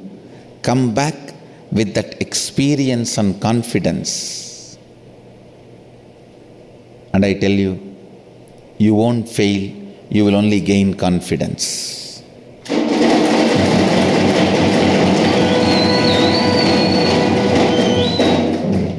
Try to create some will in your life. It can be as simple as the red signal in the traffic signal should change. It can be as simple as the traffic light should change it to green, to as difficult as my wife should listen to me.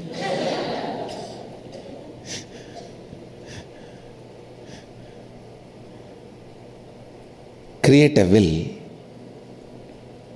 and see how it manifests and come back with that confidence. And I tell you, once you understand the science of will, so much can be manifested by you. So much of order, so much of love, so much of life can be manifested in you. Please listen. Sadashiva is waiting for each one of you to manifest him, because more and more of you manifest him, more and more joy in the planet Earth. More and more of you manifest Sadashiva's powers, more and more bliss in the life. More and more of you manifest his powers, more and more consciousness in the world. So that is the best thing you will do to you and you will do to others. More manifestation of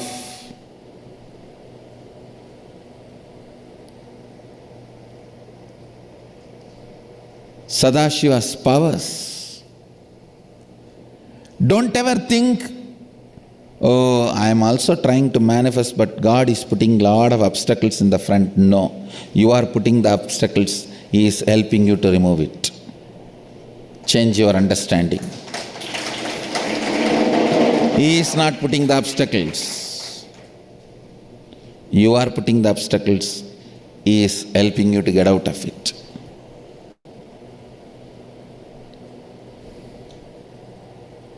Will.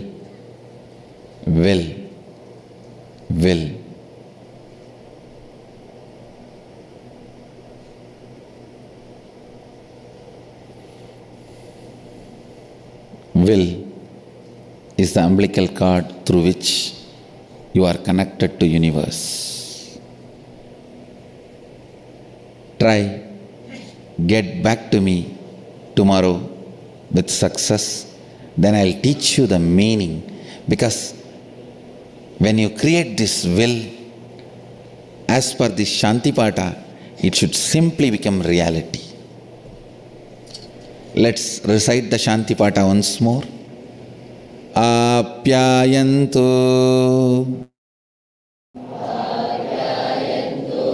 mamangani vak prana chakshuhu shrotra madho balamindriyani cha sarvani sarvam brahmopanishatam maham brahma nirakuryam mama brahma nirakarot अनिराकरणम् अस्त्वनिराकरणम् मे अस्तु तथात्मनि निरतेय उपनिषत्सु धर्मास्ते मयि सन्तु ते मयि सन्तु ॐ शान्ति शान्ति शान्तिः.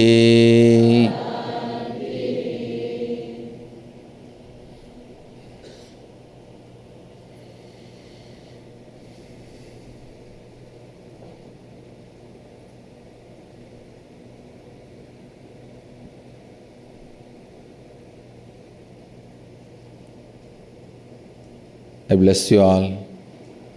Let you all radiate. Let's all radiate with integrity, authenticity, responsibility, enriching, causing, living Shuddhadvaita Saivam, the eternal bliss, Nithyananda. Thank you. Be blissful.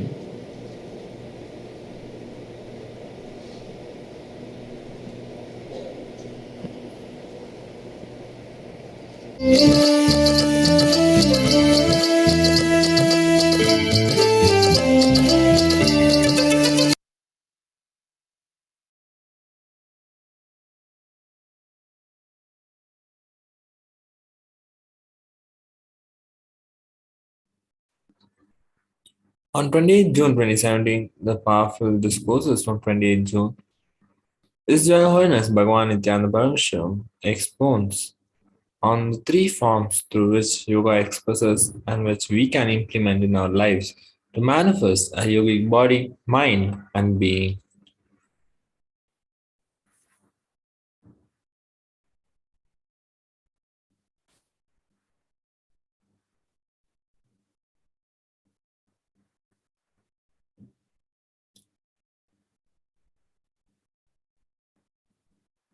On 28 June 2018, KAILASA's Department of Information Broadcasting, in collaboration with Sri KAILASA Uniting Nation for Peacekeeping, aimed at eradicating violence and promoting peace, telecasted the Nithyananda Satsang on the science of building and manifesting you revealed by the Supreme Pandu of Hinduism.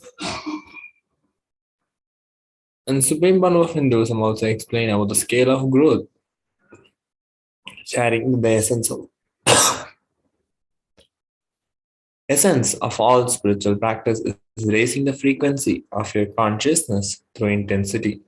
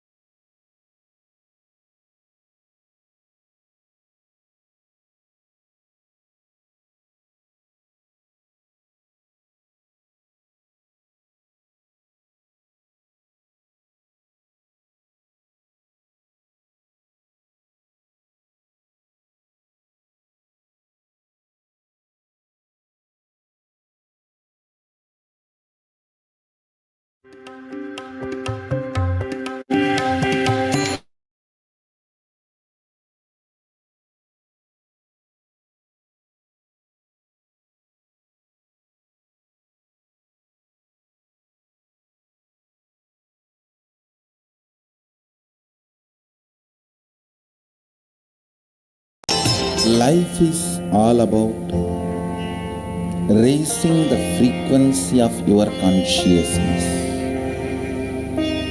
Fundamentally, whatever raises the intensity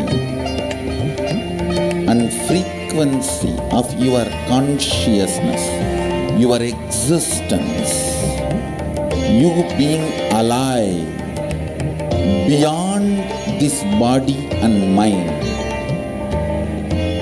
Whatever intensifies that is right. That is spiritual practice.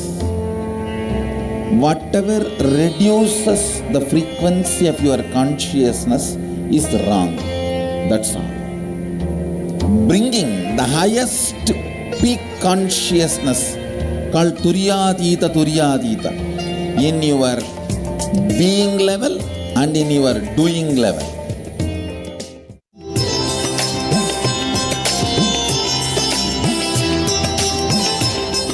Every day, various forms of worship prescribed in the Agamas are being offered to the presiding deity, the main Swayambhu Shivalinga of Bengaluru Adinam.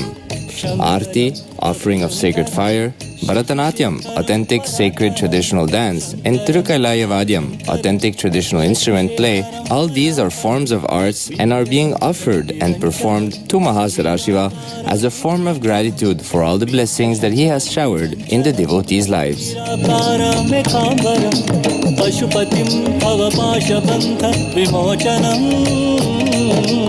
नित्यानन्दं जीवन्मुक्तिप्रदायकम् पशुपतिं भवपाशबन्ध विमोचनम्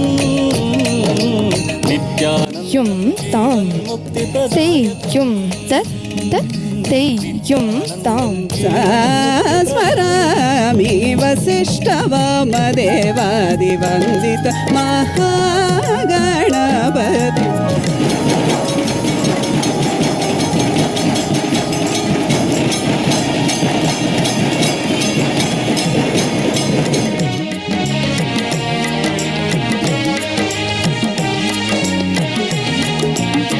नीलकण्ठं वह्निनयनं नित्यनिर्मलभासितं नीलकण्ठं वह्निनयनं नित्य. Abhishekam is offered 6 times a day in accordance to the timings followed in Arunachaleshwar Temple, the temple of Swamiji's birth town, Tiruvannamalai. Abhishekam is an offering of various sacred powders and milk, where we offer what we consider the best to the divine as mark of gratitude for everything that he has showered on us. Nityananda Nityananda Jai Jai Namam Bhaje Nityananda Nityananda Guru Natham Bhaje Nityananda Nityananda Jai Jai Namam Bhaje Nityananda Nityananda Guru Natham Bhaje Nityananda Nityananda Jai Jai Namam Bhaje Nityananda Nityananda Guru Natham Bhaje Nityananda Nityananda Jai Jai Namam.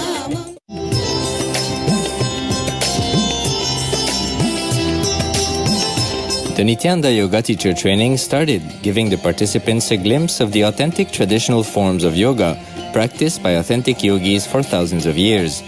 These forms of authentic yoga has been revived by His Holiness Paramahamsa Nithyananda and are now available through the Nithyananda Yoga teacher training to all.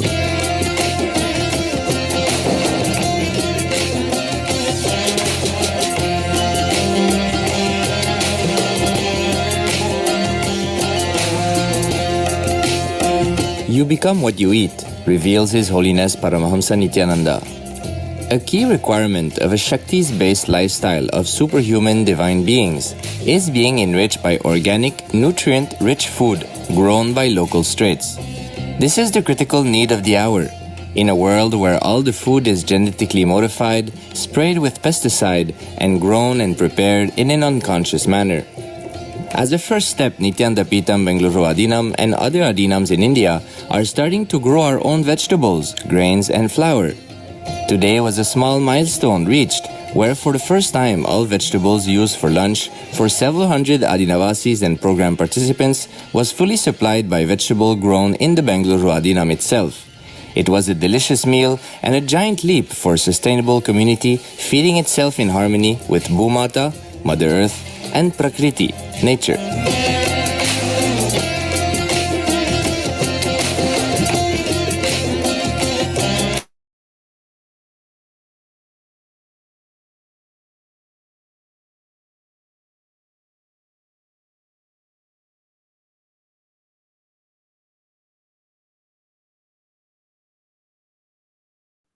Yes.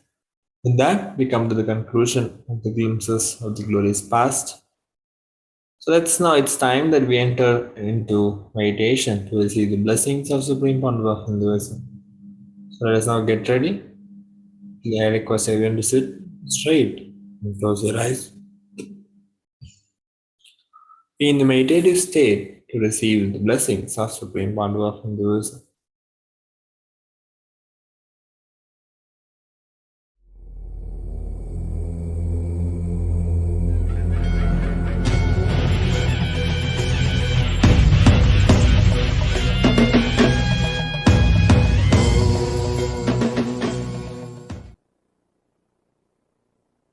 I welcome you all with my love and respect.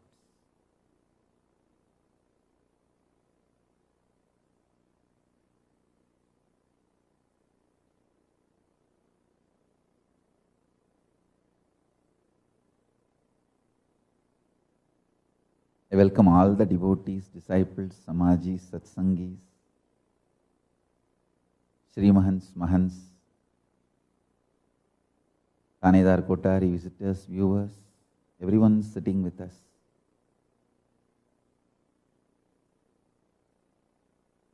With my love and blessings.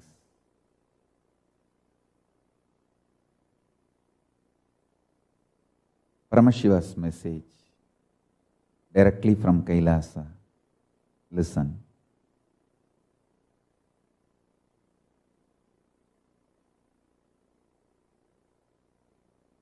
Due to my simple love,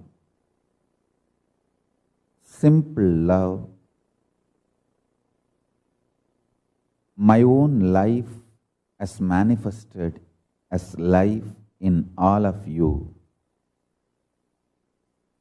The most precious thing you have is your consciousness, life. It can be molded, manifested as you want just by your Ichcha Shakti. You need Kriya Shakti only to enjoy it, not to manifest it. Listen. What you want can be manifested just by your sheer Ichcha Shakti. Your Kriya Shakti, action power is required only to celebrate it, enjoy it. Let me explain more clearly, more straight. Listen. You want a healthy body to enjoy this world. That can be achieved just by sheer Ichcha Shakti. Sheer Ichcha Shakti is capable of triggering, manifesting Kriya Shakti. Understand? My sweet, simple love to all of you is the reason I am revealing this deep secret, sacred secret. Understand? I am absolutely integrated to my love to all of you. My integrity to my love to all of you. That's the only reason I am coming and sitting here. Otherwise, I have nothing to gain. Just now I got up from my samadhi. Actually, I am taking a very nice tea without milk, with ginger and crambu. I don't know the word for, English word for crambu. Usually they use that for teeth pain. If you have a teeth pain, you can just keep that crambu. And with all that herbs, I am having a nice tea. And my life is extremely peaceful, happy, simple. Krambu, English word is close. I make that as a paste and use for my brushing also. That's paste for me, toothpaste for me. Now I'm taking tea also with that close. My life is extremely peaceful, happy, simple, joyful. You can see very clearly that this Vibhuti marks. Seeing the Vibhuti mark, you can know very clearly. Just now I had the shower and my puja.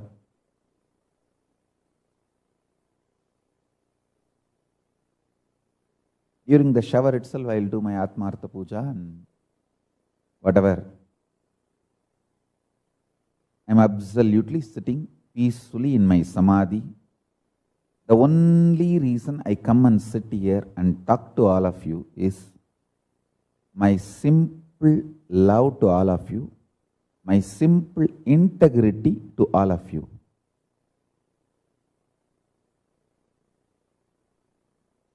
Listen.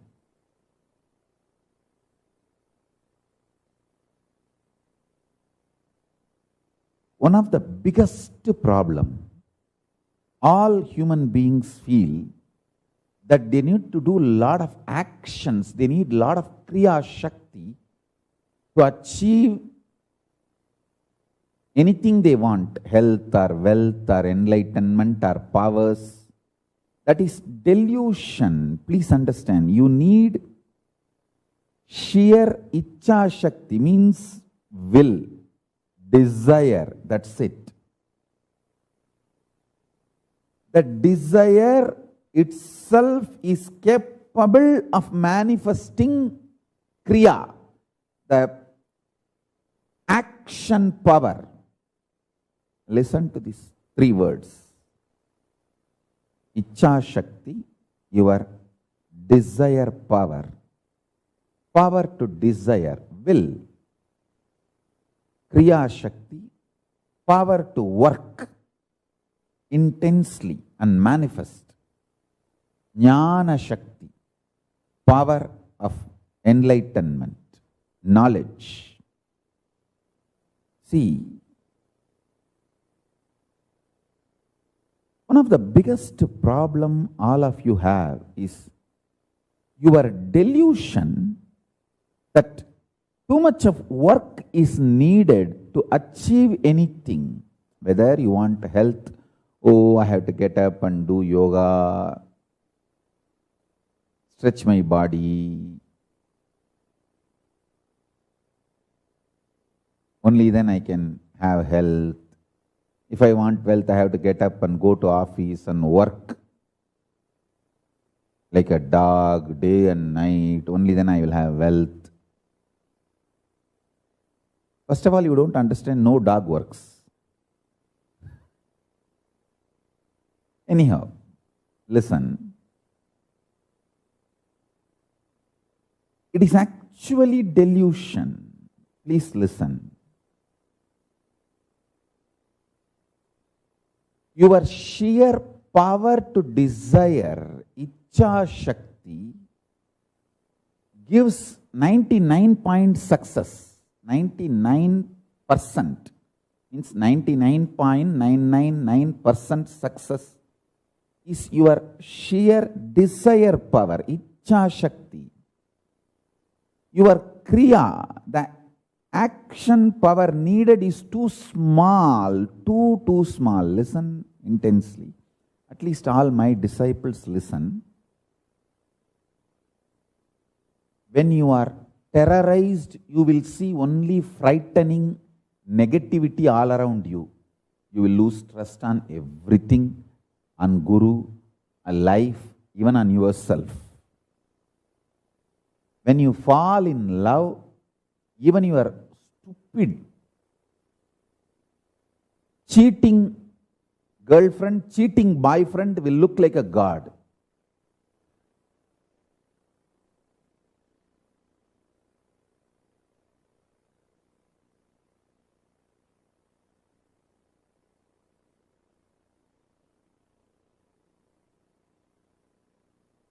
So your opinions are delusion. Don't build your consciousness, your life based on your opinions. Build it based on the true wisdom, true knowledge, right understanding about life. I tell you,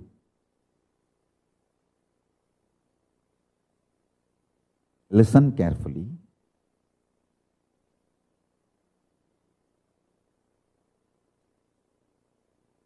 I'll give you this one example. I'll take the example of your health. That's the most important thing. So I'll touch that example. You apply this principle in every aspect of your life.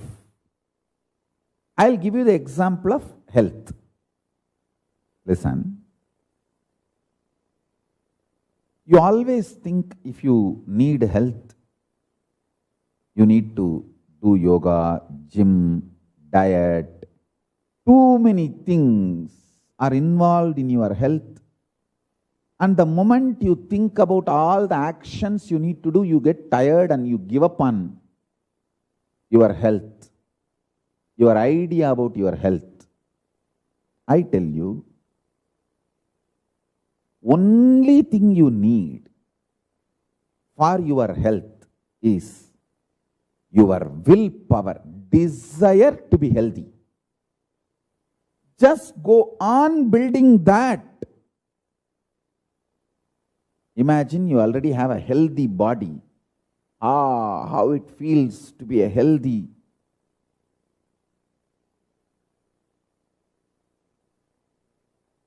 Beautiful, shining, glowing, happy, youthful, energetic body. I tell you, if the life is infused into your life, consciousness, if life is infused into your consciousness in the form of Ichcha Shakti, desire, 99.999% of the work is done. Your actions are needed only to enjoy what you want through that healthy body. See, I am not disrespecting Kriya Shakti. Listen carefully. I am not disrespecting Kriya Shakti. I am only saying your delusion about Kriya Shakti puts you in tiredness, boredom, frustration, life negativity. That is what is wrong.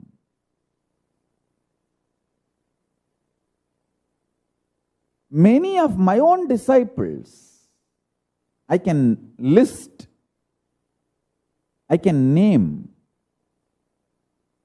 your sheer delusion, fear, puts you in life negativity, frustration, and due to that frustration, you actually destroy your health and lose your life. I tell you, fill yourself with desire, intense desire for health. Ichcha Shakti.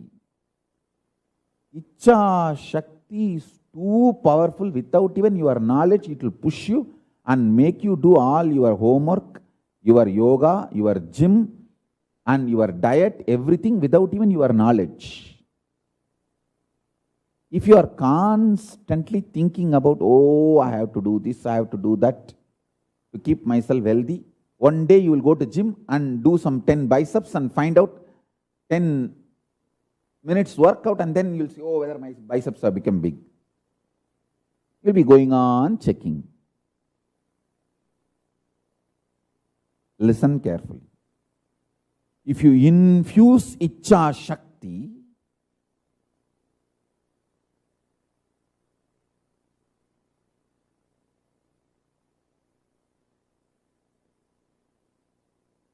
desire to be healthy, you will see your whole life aligns, cosmos aligns itself beautifully.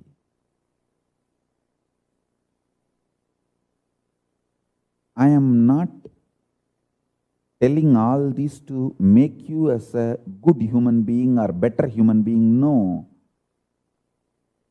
If you listen to all this, you will become good human being, better human being. Is different. My interest is not just making you as a good human being or better human being. My interest is to make you conscious human being, enlightened human being, enlightened being. I am telling you, your Icha Shakti, desire power, is intensely capable, powerful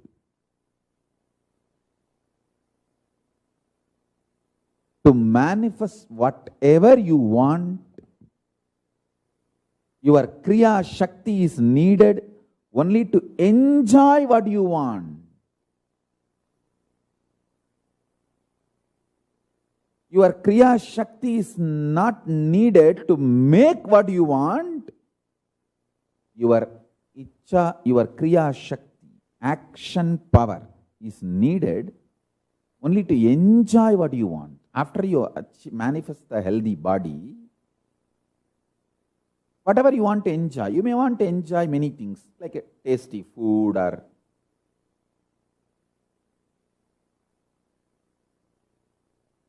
nice music or beautiful visuals or the taste of the touch, whatever you may want to enjoy. Only to enjoy your action power, Kriya Shakti is needed, not to manifest.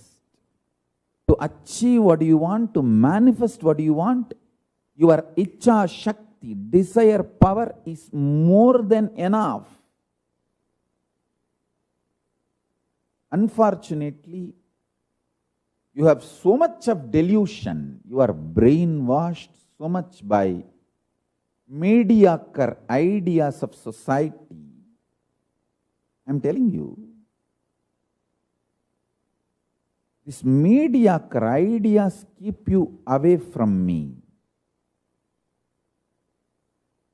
These mediocre ideas make you feel life is difficult. I am not giving you self-confidence, or I am not that self-confidence preacher.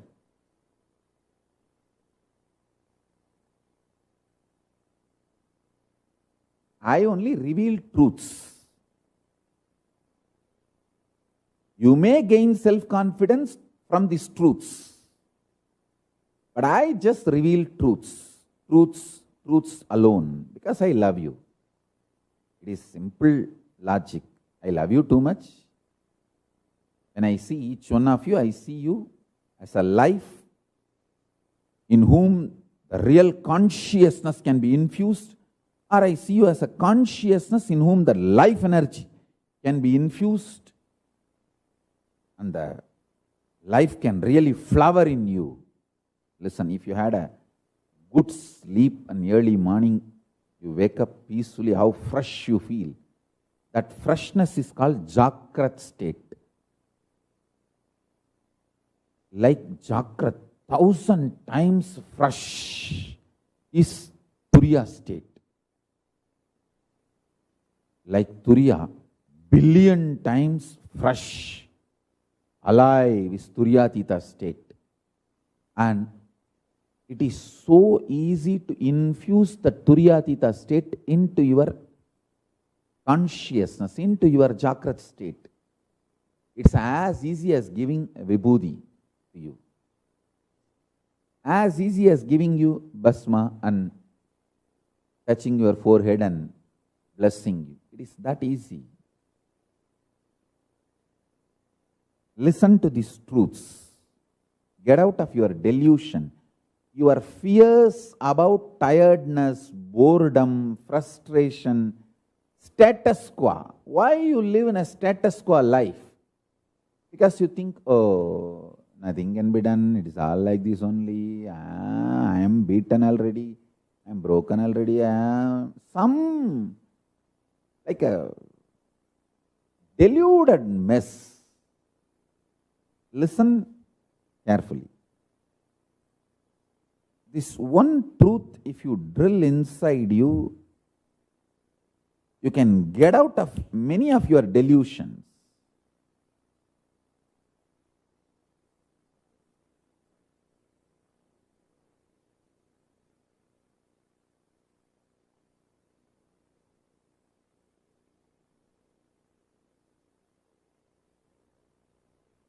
Desire power, Icha Shakti, your visualization capacity is the most precious, beautiful, powerful, important, needed ingredient, base ingredient for you to manifest what you want.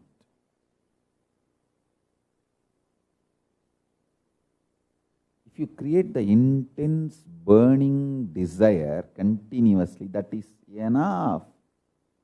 That is capable enough to wake you up from your bed and push you to the gym, make you do the yoga, make you do your diet. Even if you fail 10 days, it will come back 11th day. Even if you die, you will take one more body, and your desire power is capable enough to manifest it.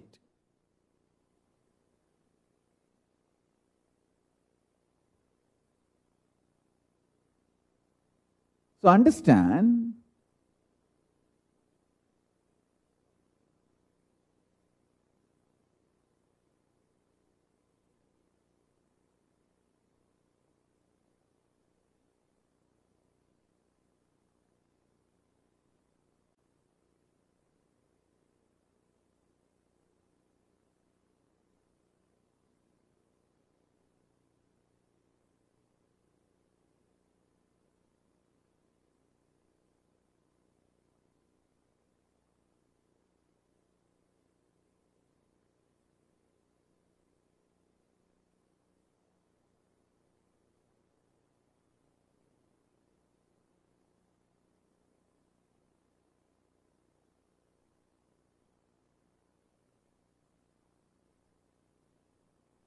desire power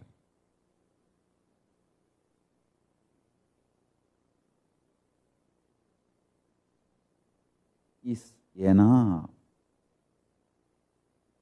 to manifest what you need. Listen, I am really sincerely interested in making you as conscious beings. That is why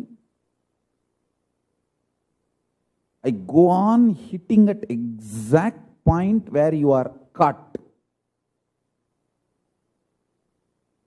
I'll define laziness. Listen.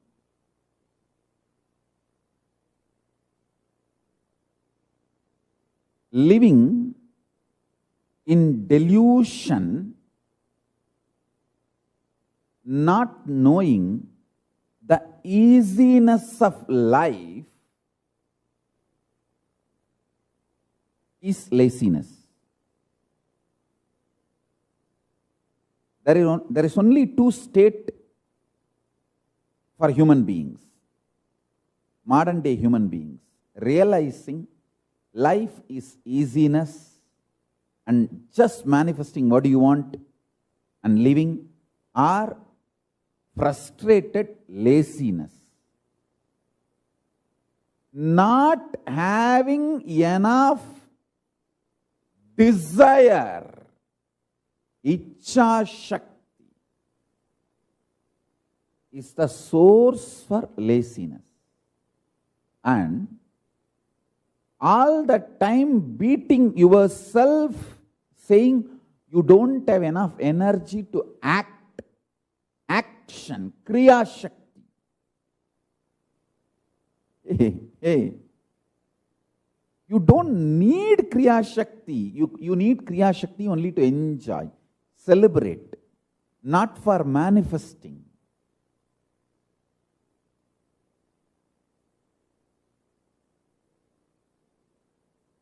When you start believing the mediocre idea, you need actions, Kriya Shakti, to achieve what you want. You will use this mediocre idea and kill all the Icha Shakti, the desire power, and die as mediocre.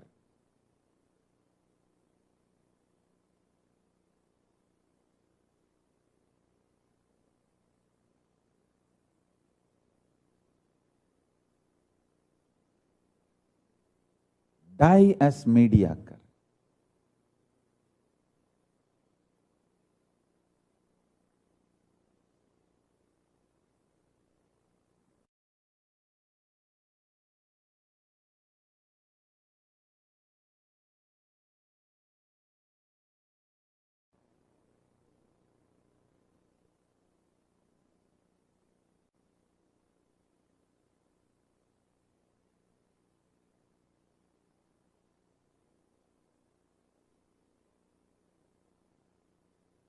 Meditate on this truth.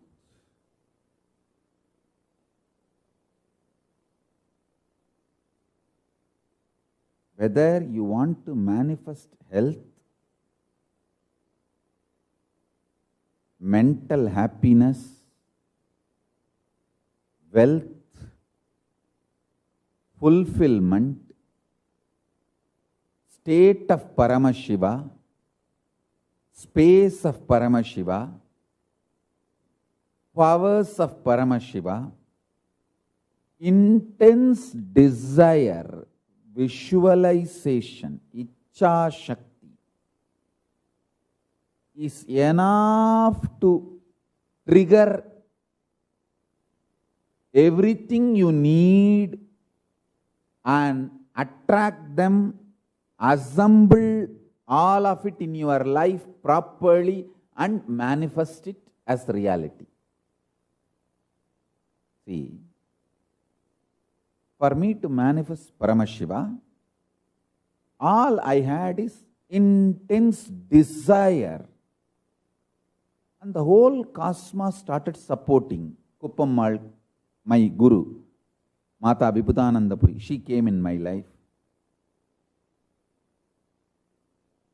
And beautifully, very sweetly, she brought everyone needed in my life for me to manifest Paramashiva.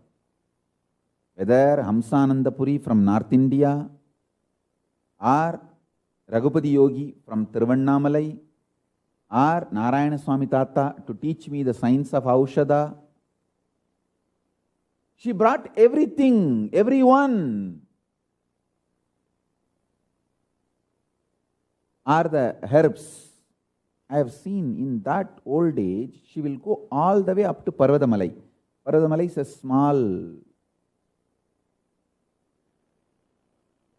I should not say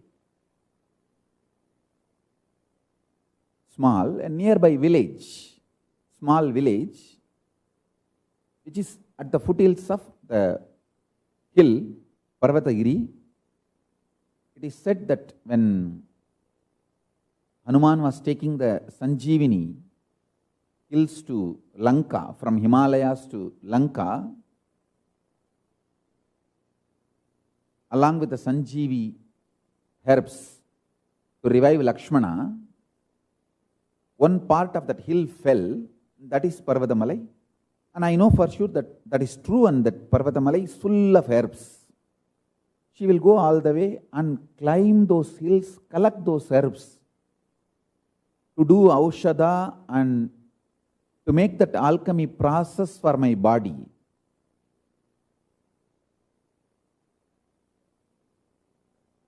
In Hindu tradition, Mani, Mantra, Aushadha. Through these three, you can achieve powers of Paramashiva. Shaktis can manifest in you.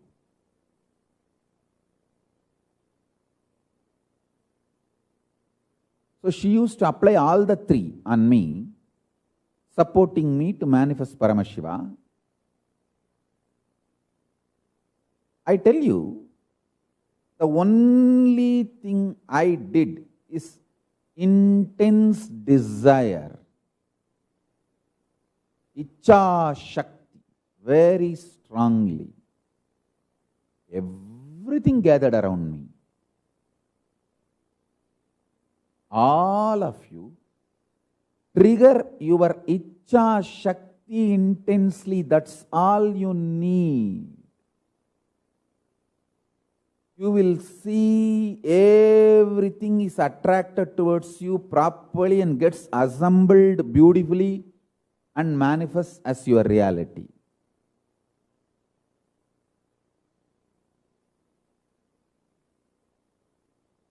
You will simply manifest as reality.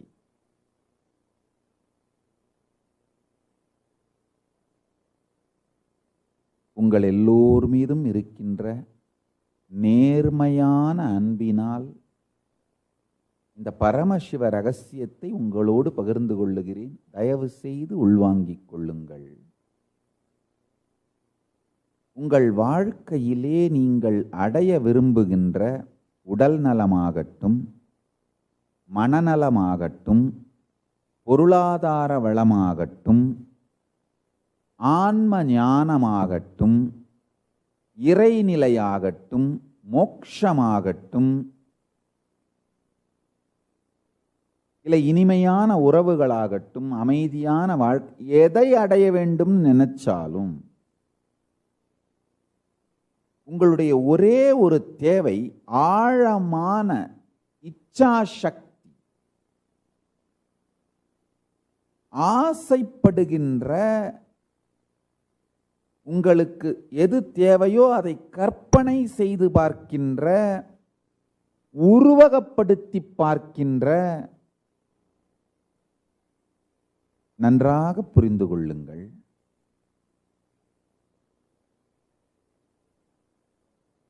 தயவு செய்து ஆழ்ந்து உள்வாங்கி புரிந்து கொள்ளுங்கள். நீங்க நிறைய செயல்களை செய்து, வேலை செய்து, உழைத்து, கடும் உழைப்பினால மட்டும்தான் எதையும் சாதிக்க முடியும்னு உங்களை நம்ப வச்சாங்கன்னா அது மிகப்பெரிய முட்டாள்தனம்ங்கய்யா. நல்லா ஆழ்ந்து கேளுங்க.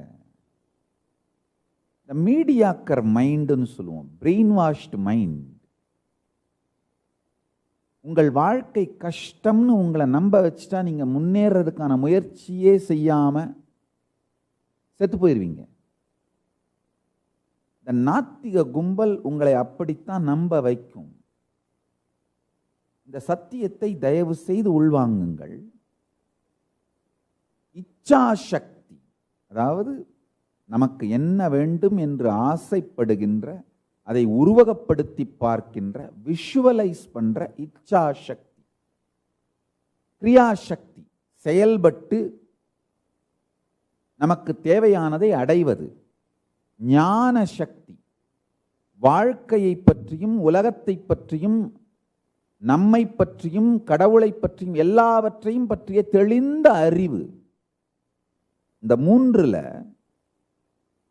நீங்க எதை அடைய வேண்டுமென்றாலும் இச்சா சக்தி தான் அடித்தளம், அடிப்படை, பேஸ் இன்கிரீடியன்ட்.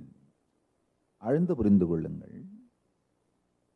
நான் கிரியா சக்தியை குறை சொல்லவில்லை, தவறாக சொல்லவில்லை, குறைத்து மதிப்பிடவில்லை, அதெல்லாம் நான் பண்ணல. ஆனா உங்க இச்சா சக்திக்கே உங்க வாழ்க்கையில தேவையான எல்லாவற்றையும் கொண்டு வந்து ஒருங்கிணைத்து கிரியாசக்தியையும் வெளிப்படச் செய்ய வைத்து நீங்கள் விரும்புவதை வாழ்க்கையாக மாற்றித் தருகின்ற சக்தி இச்சா சக்திக்கே உண்டு. இப்போ பிரச்சனையே வாழ்க்கையில் என்னன்னா, நம்ம எல்லாருக்கும் இருக்கிற பெரிய பிரச்சனை, இந்த கடும் உழைப்பை பற்றிய பயத்தினால் இச்சாசக்தியையே அழித்து விடுகிறோம். கடும் உழைப்பு மற்றும் வரப்போகின்ற தடைகள், பிரச்சனைகள், இதையெல்லாம் எதிர்கொள்ள முடியுமா அப்படின்னெல்லாம் இல்லாத கற்பனையான லூசுத்தனமான நாத்திகத்தனமான, நாத்திகம்னா என்ன? எதையுமே நம்பாமல் டிப்ரெஷனையும் பைத்தியகாரத்தனத்தையும் மட்டுமே நம்பி வாழறதுதான் நாத்திகம். அப்சல்யூட் லைஃப் நெகட்டிவிட்டி, அதுதான் நாத்திகம்.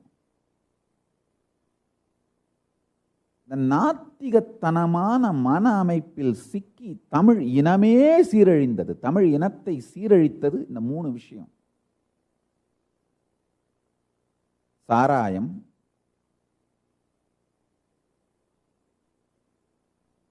அளவுக்கு மீறிய காமமும் வன்முறையும், ஆபாசமும் வன்முறையும் சேர்ந்த என்டர்டெயின்மெண்ட் இண்டஸ்ட்ரி. என்டர்டெயின்மெண்ட் இண்டஸ்ட்ரி பாய்சனா மாறிடுச்சு. 3வது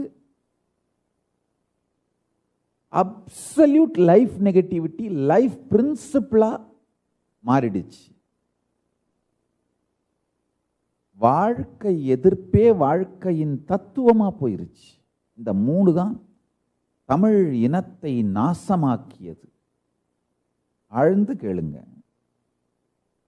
எல்லாமே கஷ்டம், எதுவுமே கஷ்டம், எதுவுமே சாத்தியமில்லை அப்படின்ற இந்த கிரியாசக்தி செயல்படுவதை பற்றி உங்களுக்குள்ளே விதைக்கப்படுகின்ற பயம் இச்சாசக்தியையே அறுத்து அழித்து நாசமாக்கி விடுகின்றது.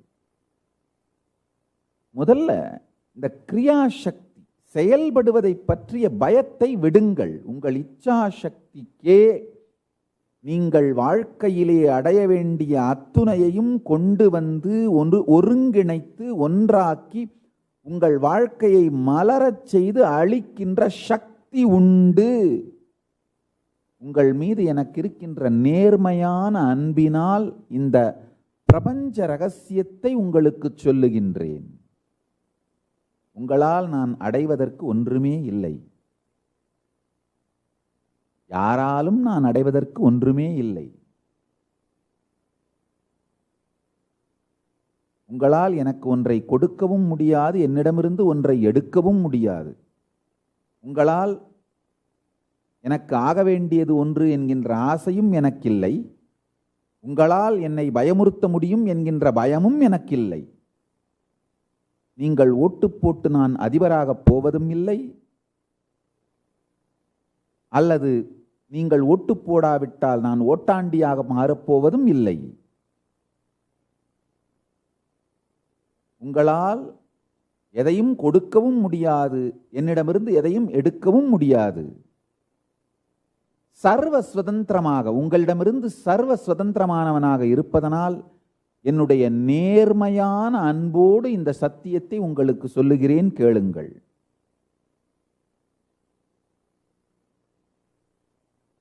உங்களுடைய ஆசை உருவகப்படுத்தி பார்க்கும் சக்தி, விஷுவலைசேஷன் பவர், இச்சா சக்தி உங்கள் வாழ்க்கையில் நீங்கள் வேண்டுகின்ற தேடுகின்ற எதை வேண்டுமானாலும் கொண்டு வந்து அதற்கு தேவையான அனைத்தையும் அனைத்து பாகங்களையும் கொண்டு வந்து ஒன்றாக்கி உங்கள் வாழ்க்கையை மலரச் செய்யக்கூடிய சக்தி உங்கள் இச்சா சக்திக்கு உண்டு. நீங்கள் ஒவ்வொருவரும் பரமசிவனின் நீட்சி. நீங்கள் ஒவ்வொருவரும் பரமசிவ பரம்பொருளின் நீட்சி, எக்ஸ்டென்ஷன்.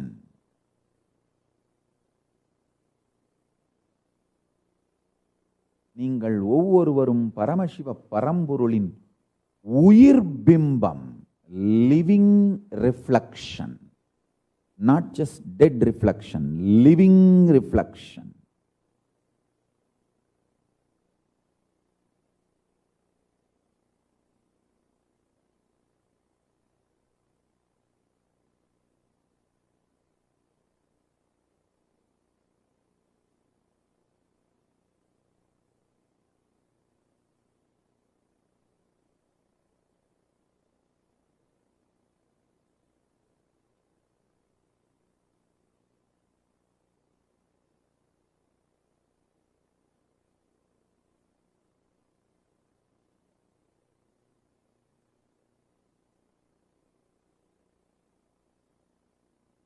உங்களால் நான் அடையப்பட வேண்டியது ஏதும் இல்லை, நீங்கள் என்னதான் முயற்சித்தாலும் என்னிடமிருந்து எதையும் நீங்கள் எடுத்துக்கொள்ளவும் முடியாது. ஆசை அச்சம் இரண்டாலும் உங்களோடு எந்த விதமான பந்தமும் இல்லாத அந்த மாதிரியான ஒரு நபரால் மட்டும்தான் உங்களை நேர்மையாக நேசிக்க முடியும். உங்களை நேர்மையா நேசிக்கிறதுனால இந்த சத்தியத்தை சொல்றேன், கேட்டுக்கோங்க.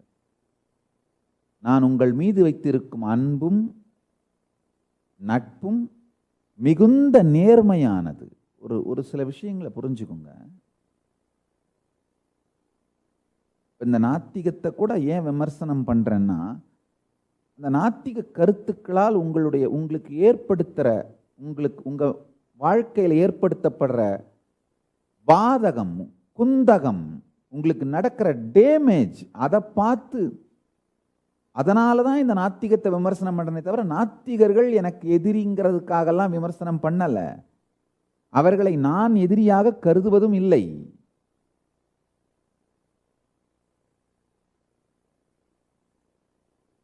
நாத்திகம் உங்களுடைய உயிருக்கும் உங்க கான்சியஸ்னஸுக்கும் எவ்வளவு பெரிய கொடுமைகளை செய்கிறதுங்கிறதுக்காகத்தான் அதை கூட விமர்சனம் பண்றேன். அது என்னுடைய ரியாக்ஷன், அவ்வளவுதானே தவிர அது என்னுடைய மெசேஜ் இல்லை. அந்த விமர்சனம் என்னுடைய மெசேஜ் கிடையாது. நல்லா புரிஞ்சுக்கோங்க. என்னுடைய ரியாக்ஷன் வேற, என்னுடைய மெசேஜ் வேற. என்னுடைய மெசேஜ் இதுதான், நல்லா புரிஞ்சுக்கோங்க. என்னுடைய மெசேஜ் உங்களுடைய கான்ஷியஸ்னஸ், உங்களுடைய உயிருக்கு ஆசைப்படுகின்ற அந்த சக்தி, இச்சா சக்தி, விஷுவலைஸ் பண்ணி பார்க்கிற சக்தி, உருவகப்படுத்தி பார்க்கிற சக்தி, அந்த சக்திக்கே நீங்க வாழ்க்கையில என்ன வேணும்னாலும் அதை ஈர்த்து ஒருங்கிணைத்து உங்க வாழ்க்கையோட நிஜமா மாத்தி கொடுக்கிற சக்தி உண்டு. இச்சா சக்திக்கே மிகப்பெரிய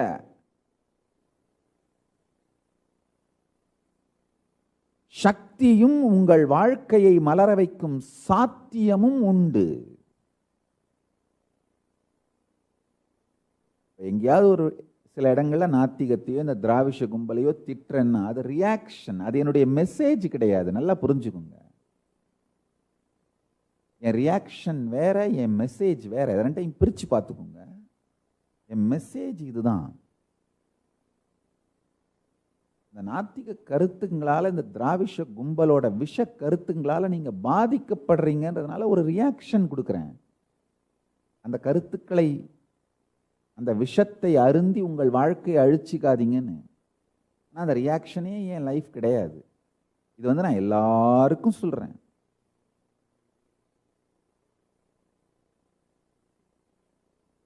என்னை விரோதியாக நினைக்கிறவர்களுக்கும் சொல்றேன், துரோகிங்களுக்கும் சொல்றேன். நீங்க எல்லாமே என்னுடைய ரியாக்ஷன். எப்போவாவது கருத்து ரீதியாக நீங்கள் மாறுபட்டு போகும் பொழுது என்னுடைய ரியாக்ஷனை, என்னுடைய மெசேஜ், என்னுடைய லைஃப்னு நீங்களாவே மிஸ் அண்டர்ஸ்டாண்ட் பண்ணிக்கிற டெல்யூஷனால உங்க லைஃப்பை நாசமாக்கிக்கிட்டு துரோகிகளாக மாறி போனீங்க, விரோதிகளாக மாறி போனீங்க. அவ்வளவுதானே தவிர அது என்னுடைய மெசேஜ் கிடையாது. என்னுடைய மெசேஜ்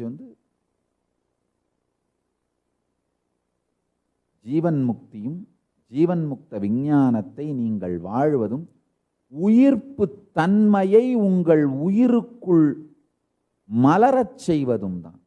இந்த உயிர்ப்பு தன்மை உங்க உயிருக்குள்ள உறைஞ்சு போயிருக்கு. அதை உறைந்து போயிருக்கிற நிலையிலிருந்து மலர்ந்த நிலைக்கு கொண்டு வந்து உயிர்ப்பிப்பது தான் என்னுடைய வாழ்க்கையின் நோக்கம். உங்களை ஒரு நல்ல மனிதனா மாத்துறது அப்படிங்கிறது மட்டும் என்னுடைய நோக்கம் இல்லை, உயர்ந்த மனிதனா மாத்துறது. இந்த உயர்நிலைக்கு போகும்பொழுது தானாவே நல்ல மனிதனா மாறிப்பீங்க. கான்ஷியஸா உயர்ந்த நிலைக்கு உங்களை கொண்டு செல்வது மட்டும்தான் என்னுடைய விருப்பம், என்னுடைய நோக்கம். அதுதான் என்னுடைய மெசேஜ். சில நேரத்தில் என்னுடைய சங்கத்தை பாதிக்கிற மாதிரி செயல்களை செஞ்சீங்கன்னா எங்களை டிஃபெண்ட் பண்ணிப்பேன். அது என் ரியாக்ஷன். உதாரணத்துக்கு ஞானசம்பந்த பெருமான் பையவே சென்று பாண்டியர்க்கு ஆகவே நெருப்பை திருப்பி அனுப்பிட்டாரு. மதுரை ஆதீனத்திலே எம்பெருமான் தங்கி இருக்கிறார் ஞானசம்பந்த பெருமான். சில சூழ்ச்சிக்காரர்கள் ஆதீனத்துக்கு தீ வைத்து விடுகிறார்கள். பெருமான் இருந்த அறையை வெளிப்புறமாக பூட்டிவிட்டு உள்ளே தீயிட்டு விடுகிறார்கள். நெருப்பின் வடிவமே பரம்பொருள், பரமசிவ பரம்பொருள், பரமசிவ பரம்பொருளின் நேரடியான அவதாரம் ஞானசம்பந்த பெருமான். அவரை நெருப்பு என்ன பண்ணும்? நாமெல்லாம் அக்னியை வலம் வருவோம். அன்று அக்னி ஞானசம்பந்த பெருமானை வலம் வந்து வணங்கினான்.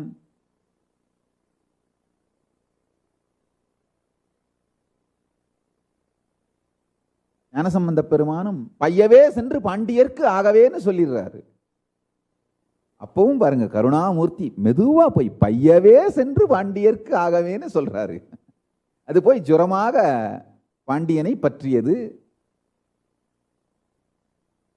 அது ஞானசம்பந்த பெருமானுடைய ரியாக்ஷன், அவ்வளவுதானே தவிர அது அவருடைய மெசேஜ் இல்லை. எல்லாருக்கும் ஜுரத்தை கொடுத்து இல்லை வியாதியை கொடுத்து அது ஒன்றும் அவருடைய மெசேஜ் கிடையாது. அவருடைய சர்வைவலை அட்டாக் பண்ணும்போது, அவருடைய சங்கத்தை, அவருடைய பீடத்தை, மடத்தை அட்டாக் பண்ணும்போது ஒரு ரியாக்ஷன் பண்றார், அவ்வளவுதான். அது அவருடைய மெசேஜ் கிடையாது. அவருடைய மெசேஜ் என்ன? பரம்பொருள், சிவ பரம்பொருளின் மீது, பரமசிவ பரம்பொருளின் மீது பக்தி செய்வதும், அந்த பக்தியினாலே சிவபதத்தை அடைவதும், சுத்தாத்வைத சுகபோத நிலையில் பரமசிவ பரம்பொருளோடு ஒன்றியிருந்து அவரை தன் வாழ்க்கையின்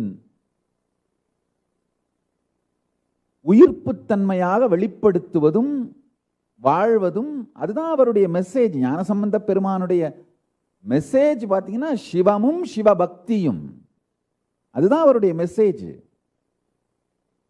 ஐயவே சென்று பாண்டியர்க்கு ஆகவேன்னு தீயை திருப்பியை பாண்டியன் மீது அனுப்பியது ஒரு ரியாக்ஷன், அவ்வளவுதான். அது மாதிரி நான் எப்போவாவது இந்த திராவிஷ கும்பலையும் நாத்திக கும்பலையும் பார்த்து ஏதாவது ஒரு ஸ்டேட்மெண்ட் சொல்றேன்னா அது ஒரு ரியாக்ஷன், அவ்வளவுதானே தவிர அது என்னுடைய மெசேஜ் கிடையாது.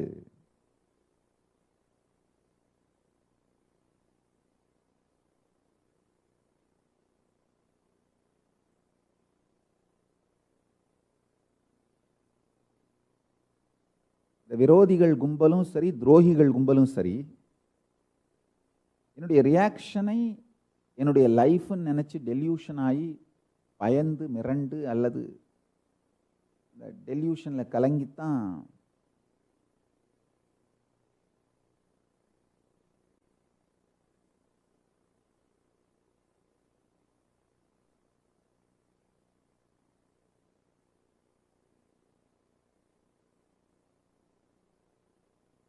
துரோகிகளாகவும் விரோதிகளாகவும் அவர்கள் மாறுவதற்கு அவர்களே ஜஸ்டிஃபை பண்ணிக்கிறாங்க.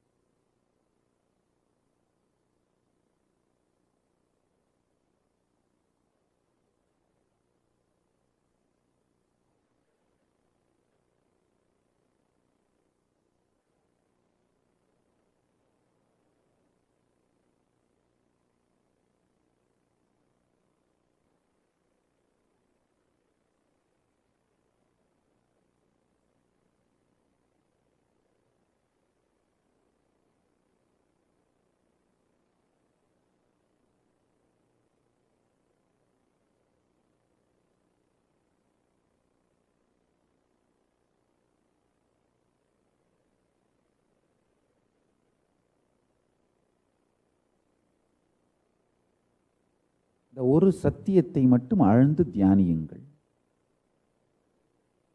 உடல் நலமானாலும் உங்க வாழ்க்கையில எது வேண்டுமென்றாலும் ஆசைப்படுகின்ற, இச்சைப்படுகின்ற, அதை விஷுவலைஸ் பண்ணி பார்க்குற அந்த சக்தியே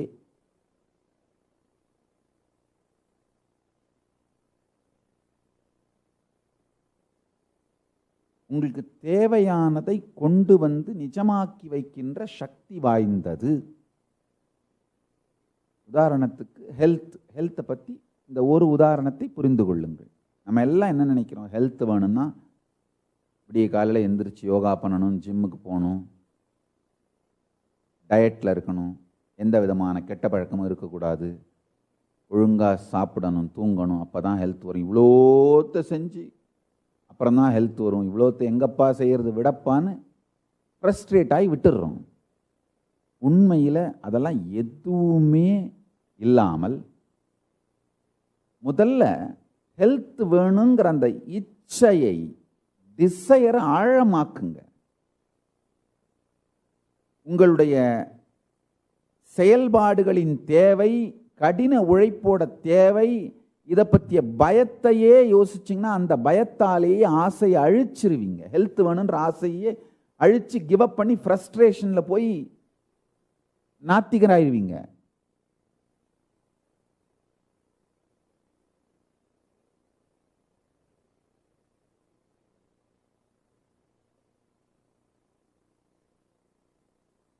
முதல்ல ஹெல்த் வேணும் அப்படிங்கிற ஆசையை ஆழமாக்குங்கள்.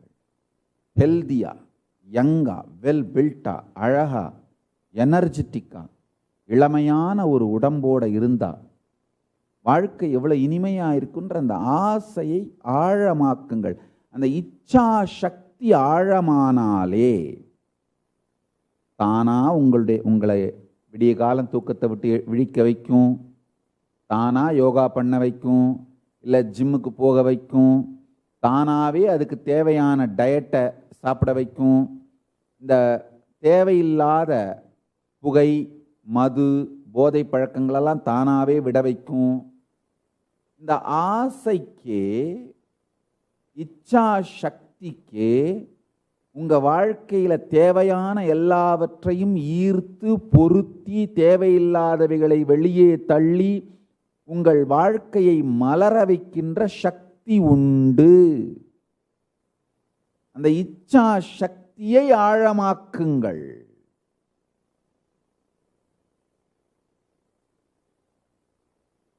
இச்சா சக்தியை ஆழமாக்கினீங்கன்னாலே லைஃப் பாசிட்டிவாக மாற ஆரம்பிச்சிருவீங்க.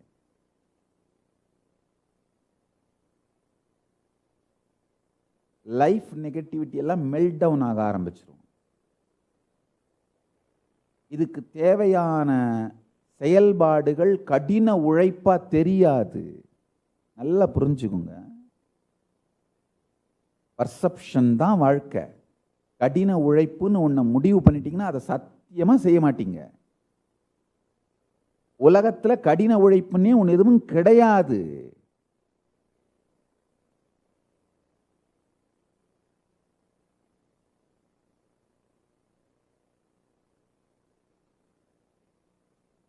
இந்த பிரபஞ்ச ரகசியத்தை, பரம ரகசியத்தை புரிந்து கொள்ளுங்கள்.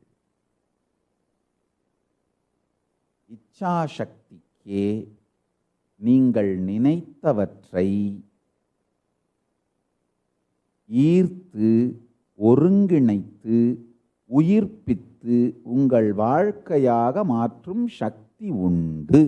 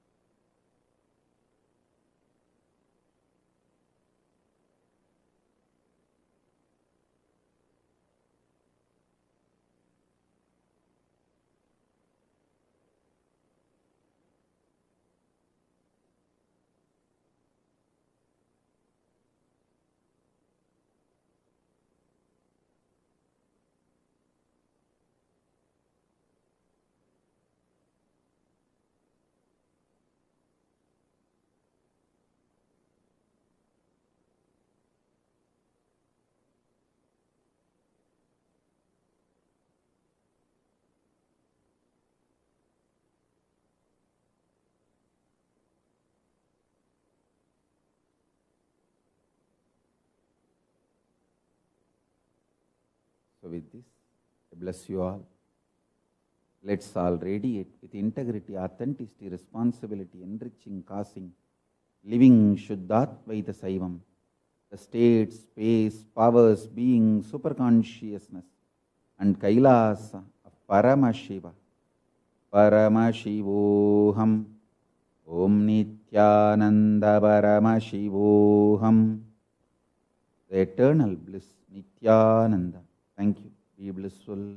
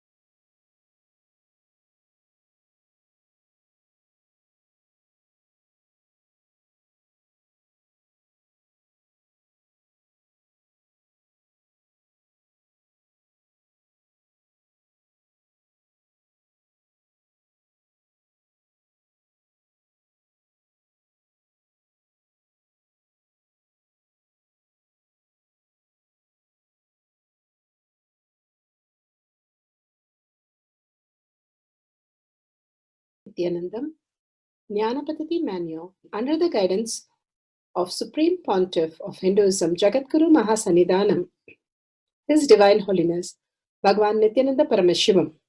Let's start with the Sadguru Vandanam.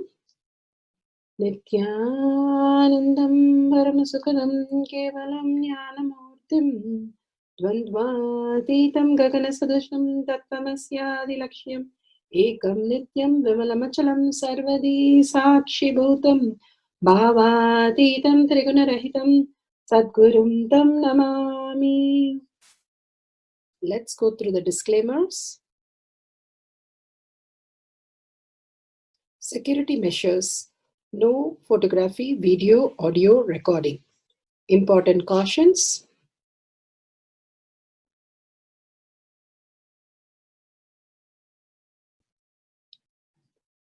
Please be aware of the important cautions.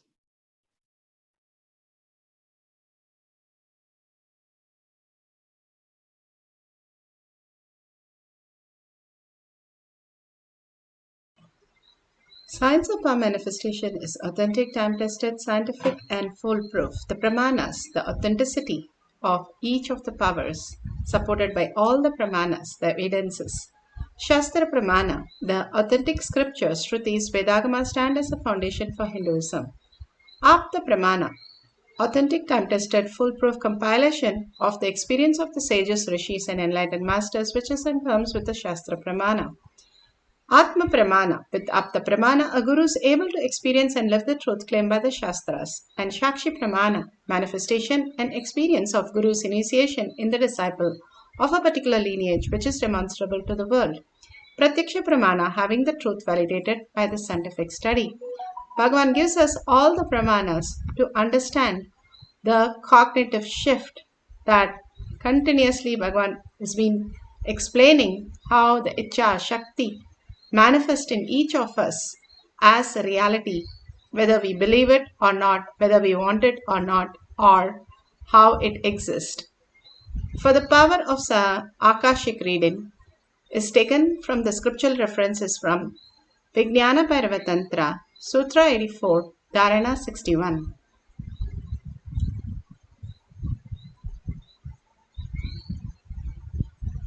For the power of remote viewing or Akashic reading is taken from the Vijnana Paravatantra, Sutra 84, Dharana 61.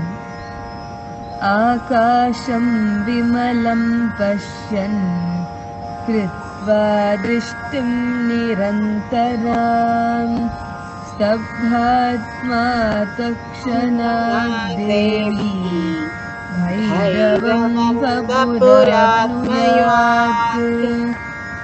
आकाशं विमलं पश्यन् कृत्वा दृष्टिं निरन्तराम् स्तब्धात्मा तत्क्षणात् देवी भैरवं वपुरात्मयात्.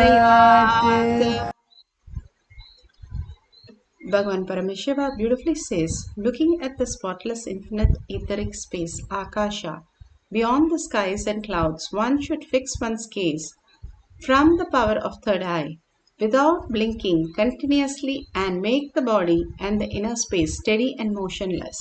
In the very moment, O Devi, one attains the nature and the powers of infinite space, Bhairava. How we can experience the infinite space and experience into our physical reality. Bhagavan beautifully says how the mind is reflected in our brain, not the consciousness, because constantly we are deluded by something that we need from the outer world constantly to satisfy us or to fulfill us or to manifest that we have done something and something we have to prove. That is what the outer world is, and how we are in the reactionary mode constantly. But in the deep sleep, where there is no sense pleasure, there is nothing, and we want it every day, and we are ready to give up our 8 hours of our life for, or 6 hours of our life for the sleep, which gives us no sensory pleasure.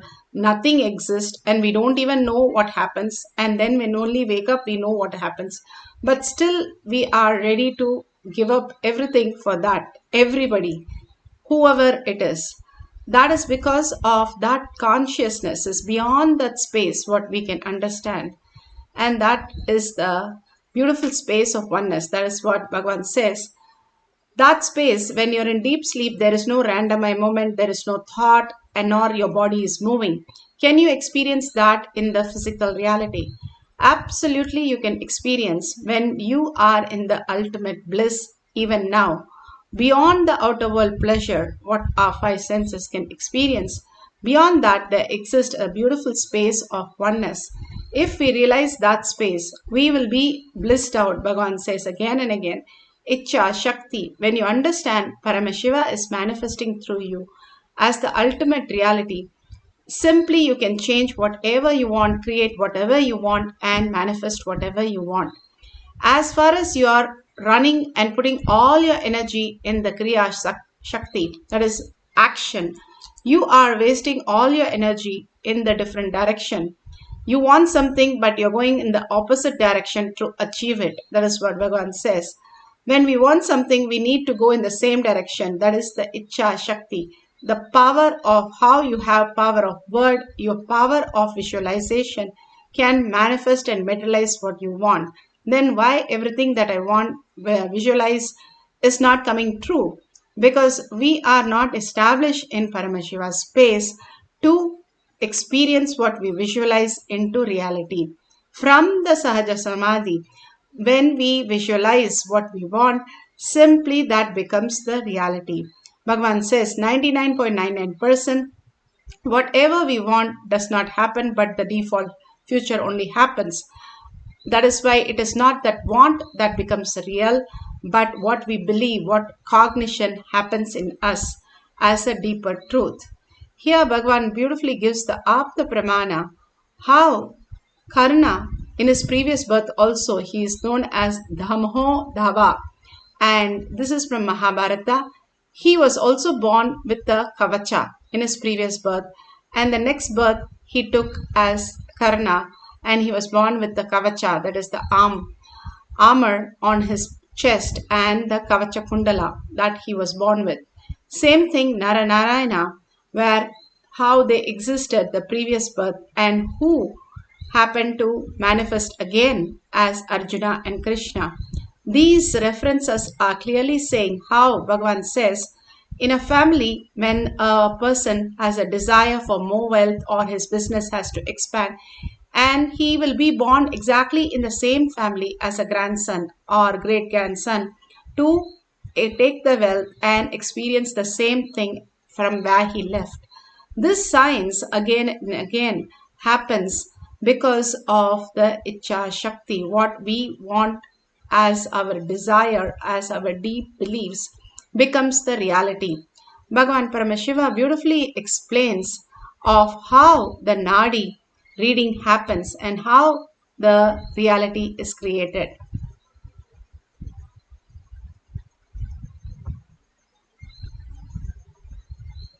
We had the Nari reading.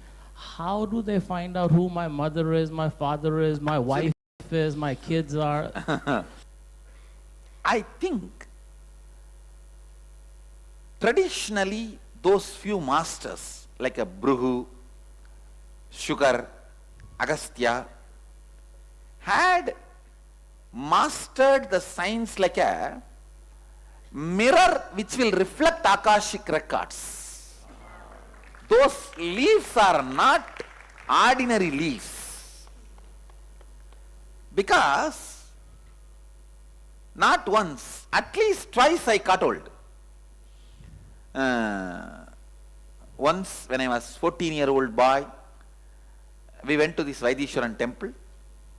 We all went inside the temple, had darshan and came out. My father is a great believer of all this. So he went with the priest, and the priest took him to his house, which is just next to the temple. And that temple belongs to a monastery, which is our family monastery, like Madhurayadinam. And it's under Madhurayadinam, that temple. So we went and sat there. My mother, myself, and my younger brother, elder brother, all of us gave the thumb. Last he gave leaves for all of them and started reading out. His son and his younger brother read for each one. His son read for my mother, and he was reading for my father, and his younger brother read for my elder brother. Like this, they were sitting and reading. And finally my thumb he took and brought the leaf. The moment he came out with the leaf, he said, he is a sannyasi, an incarnation, so we have no leaf for him. He has a free will to decide his life, and whenever this kind of impression comes, we are supposed to do Pada Puja and offer things. Whatever that day he got, he gave the whole thing to me. And anyhow, that was not convincing for me. I asked for a leaf, that where it says very clearly. When I took the leaf, I understood very clearly my mother's name, the father's name, my grandfather's name, and even the name Nithyananda. That time I have not assumed this name. I have not assumed the name. That time I had the name given by my parents and one initiation name given by my guru. Of course, I heard this word from Arunagiri Yogeshwara, but I have not assumed it as my name. And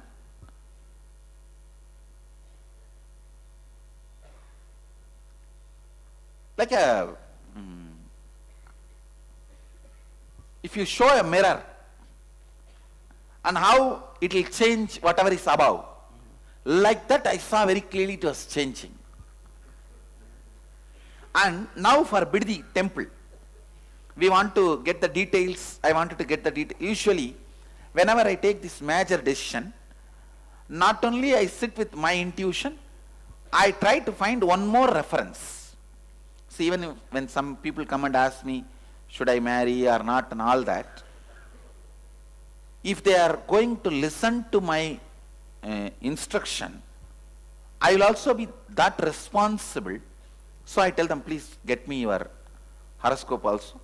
I get, not apart from my intuition, I will have one more scriptural reference. Only then finally I will give them the conclusion. So with that Biddi temple, I want to do the same thing. Because I don't want anybody to demolish tomorrow the idea of my experience and pull the whole thing down. For example, these many religions founded by one master, if you just demolish and establish that person was never enlightened, whole religion collapses. But Hinduism doesn't have that problem. Understand? Because the Dhamma, the Atma Pramana and Apta Pramana always matches, correlates. So I wanted the whole thing to be established with both the documents, Atma Pramana and Apta Pramana. Apta means rishis, the traditional great masters Pramana. So that's why I wanted these leaves for this temple.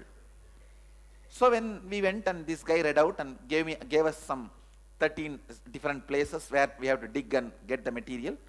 So during that time also I told, give me the leaf. He said, Swamiji, when you ask, how can I say no? Please take the whole thing. And he sent one full suitcase. And first one set, I read the information and copied it. Like I scanned and read out and recorded. Then the second set of questions, the same leaf I am picking and just the words are changing. And I don't know how to, even for you guys, I know how difficult it is for you guys to believe. But what I am saying is with all my integrity. That's all I can say. Nothing else. I don't have any other proof. But finally we have the leaf now with us. The first set of scanning we have. Second set, same leaf. Second set of scanning is different. I have. So somehow I feel this bunch of leaves created by them are more like a mirror of the cosmic archives. Makes sense. That is why the other guys who don't have the original leaf are not able to do it authentically. You understand? Yes. Only the traditional guys are able to do it authentically. Swamiji, it was done 22 years ago. It also talked about my past life. It also talked about my present life. It also talked about my future life. Future life is life that hasn't happened yet. Very accurately, where they did say, I will lose my older sister to multiple sclerosis. She'll be having a lot of money spent for her cure and all that. It's happened. She's passed away.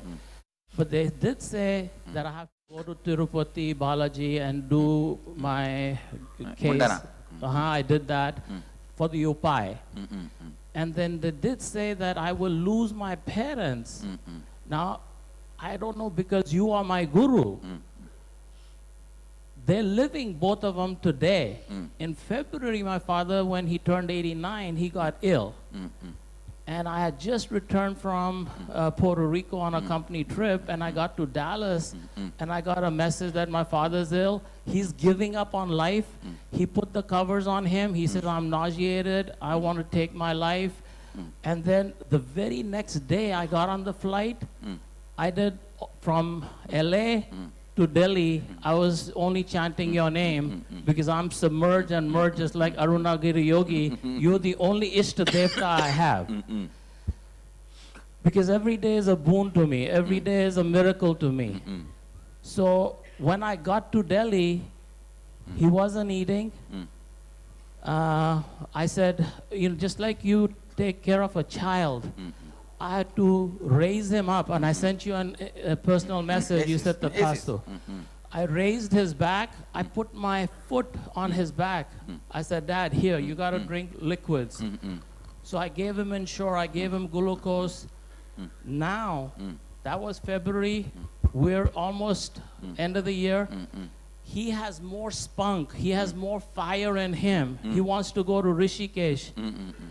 He was not going to the kitchen to make tea for my mother, which he did every morning as a ritual, and fresh coconut. He's doing that again now, and I want to thank you so much. I'll take care. I'll take care of him. And I'm going there now after this. Blessings. Thanks, Swamiji. Because that Nari reading said that I will lose my parents, is it because maybe my DNA is merged with you? I can say the Guru can intervene and change even the Brahma's handwriting. As I said, Brahma's handwriting can be wiped by the Guru's leg. And I'll wipe it and I'll clear it, don't worry. Two more things. One, not happy with where I am. You know that. She's not happy with the business the way it is right now. I'll take care of that. Well, I have no questions. That's why I'm here. To me, this is more important than anything else. Like in your throne, there's no more room for anybody else other than Arunagiri Yogi. In my throne, everything else other than you is just a sidekick. Well, I think I'm immersed in you and you're immersed in me. So that's the space I reside in. But Swamiji, there is, every time I have gone through these processes, I have had such a fulfilled life. I've said this invariable times. Swamiji, I have no desires. I have no wishes. I did send you an email when I did your End Wealth program that everything I wished for, everything I dreamed of, everything that I have hoped for, you've delivered way beyond what I've asked for. I asked for son-in-law, you delivered. Because my daughter only wanted a tall, handsome doctor. Order. Made for order. Yeah, I did the 40 days of prayer and fasting, and because you came into the place between my home and my office, I can't help but go to Abhishekam to your Shivalinga. So after the 40 days of prayer and fasting, I only met you first time when you did the discourse at the LA temple, but that night when you came into the Sabha, and you know how you walk? You don't walk, you float. And you were wearing all white. That was the first time my eyes met your eyes, and I said out loud, मेरे को साक्षात भगवान के दर्शन हो गए हैं. And Swamiji, I was bawling like a child. I profusely was crying, and this lady standing next to me says, "Why are you crying?" I said, "I found God." And from that day forward, anything I placed the order, you've delivered more than. But finally, you made a mention of Learjet. I don't know, I can't even ask if you remember, But on my vision board, I have a Bentley and I have a Learjet. And when I went through the End Wealth program with you, I sent you an email, Swamiji, I don't want one Learjet or one Bentley. I want two. One for my master and one for me.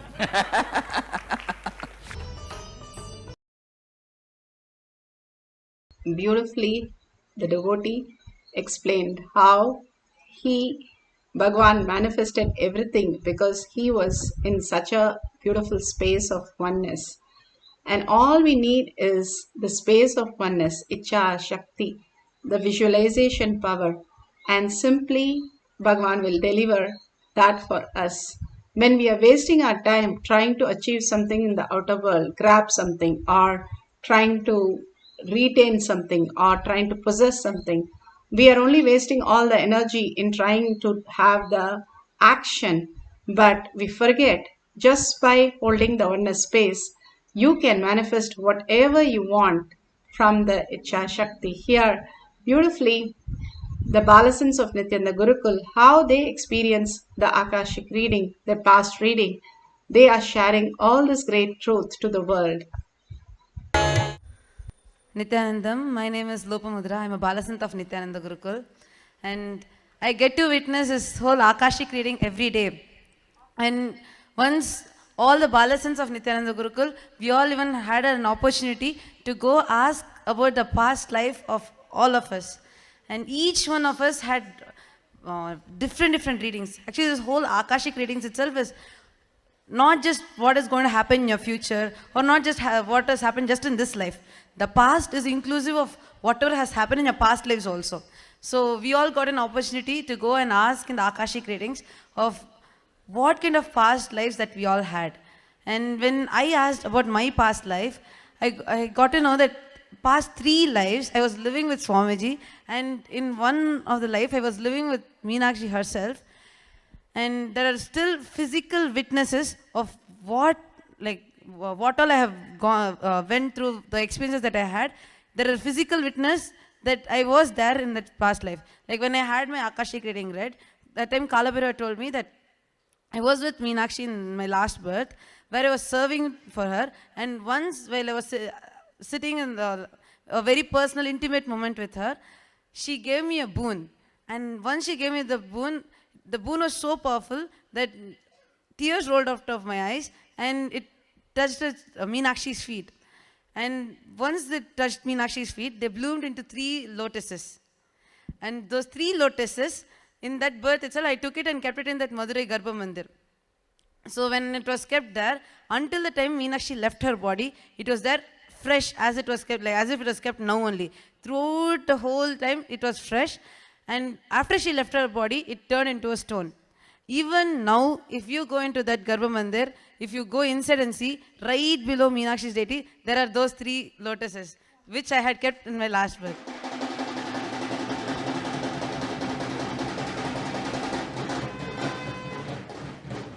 This is just one small revelation that I had about my previous birth. And that brought such powerfulness in me. Like, I came to know I was really living with Meenakshi, serving her, and even so many different mystical things have happened, which is still there. The physical witness is still there. Not just me, there are so many people. One Balasant had the Akashic reading where her whole deity is carved and kept in the Meenakshi temple. Even today, if you go to the Meenakshi temple, you'll be able to see it. And like there's so many different, there's so many Balasants were serving Meenakshi, and so many people were there like as protecting Meenakshi, being in the war field with her. And the people who are having like birthmarks even now, which they had in their past birth, even now in this birth they're carrying that same birthmark. Which the people, actually when the Balasants reveal all these Akashic readings, they don't know about us, they don't know so many things about us. Who know what lotus is there in the Madurai Garbha Mandir? Even the priest there, only if they carefully notice, they'll see, because they're down a small 3 lotuses. And when the Akashic reading was revealed, it was told exactly that these 3 lotuses were there. So like this, each one of us had so many different past experiences revealed to us. And there are so many people where, like one Balasant, just by doing yoga, she built temples. So like this, and because of that, that same power is there even now, that even now she's so flexible. Any asana you give her, she'll be able to immediately do it. Beautiful. All this great truth again and again revealed for us to understand the deeper science of power manifestation. How you can manifest and clear your past, and you can simply have the Icha Shakti to manifest what you want as reality. Today we are going to have the partner write the past incidents, scan that. Whenever you contribute to others' life, it is you who has experienced the deeper connection by that pattern going away from you.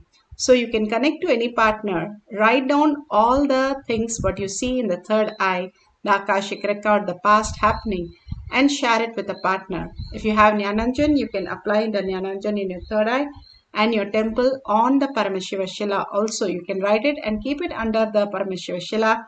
Whatever Paramashiva Shila, the granite slab shows, and you can use that to write down the detail, and at the end of the session, verify the detail with your partner or what you have written, your experiences. So now all that we are going to do is sit straight with the head, neck and spine in a straight line. Bring Paramashiva to your third eye. Sit with 25 heads, 75 eyes and 50 hands. Continuously hold the space. Paramashiva is real. Absolute unclutching from everything that you know as you. And only that you're going to let Paramashiva flow through you. Have the visualization of what you want, and simply Paramashiva will manifest that as reality. All that we are going to do is chant the Mahavakya intensely and deeply, and in the deep gratitude, thank Bhagavan and hold the space of listening. The more you are in the space of listening, more the Mahavakya will raise your frequency and make you manifest all the powers of Paramashiva. Let's start Akashic reading by chanting the Mahavakya intensely with a deep gratitude, disappearing, dissolving at Bhagavan's lotus feet. Nithyananda Paramashivoham. Om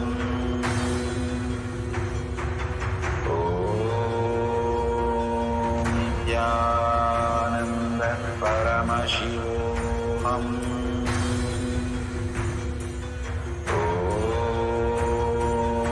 Nithyananda Paramashivoham.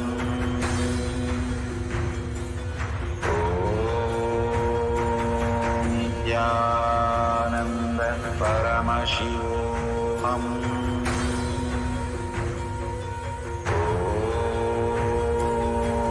Nithyananda Paramashivoham. Om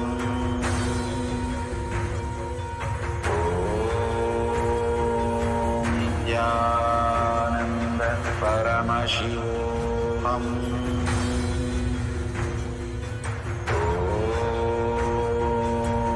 Nithyananda Paramashivoham. Om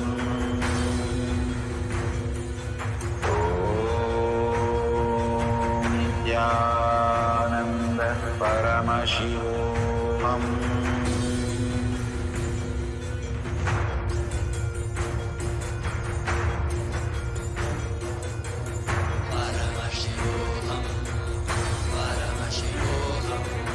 Let Paramashiva's third eye manifest in all our third eyes.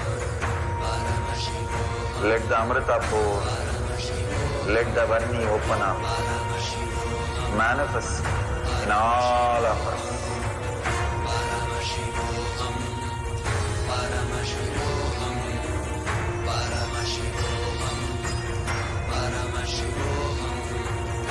Let Paramashiva overflow, manifest the powers in all our third eyes. Om Nithyananda Paramashivoham. Om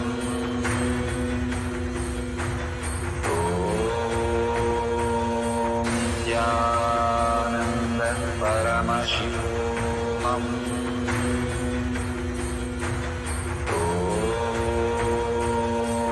Nithyananda Paramashivoham. Om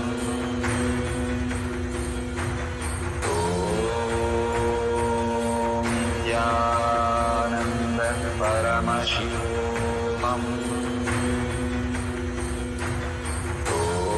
Paramashivoham. Nithyananda Paramashivoham. Om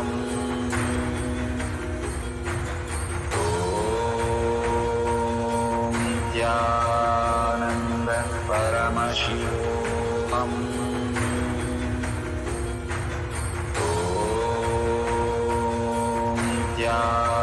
Nithyananda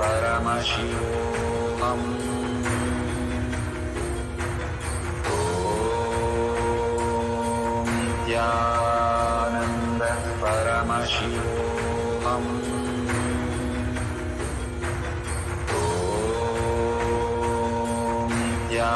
Nithyananda Paramashivoham. Om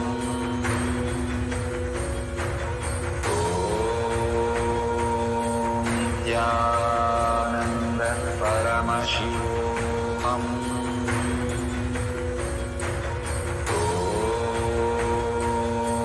Nithyananda Paramashivoham.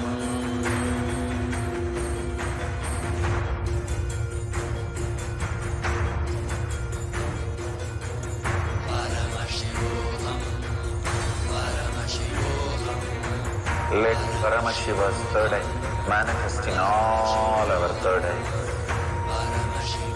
Let the Amrita pour, let the Varni open up, manifest in all of us.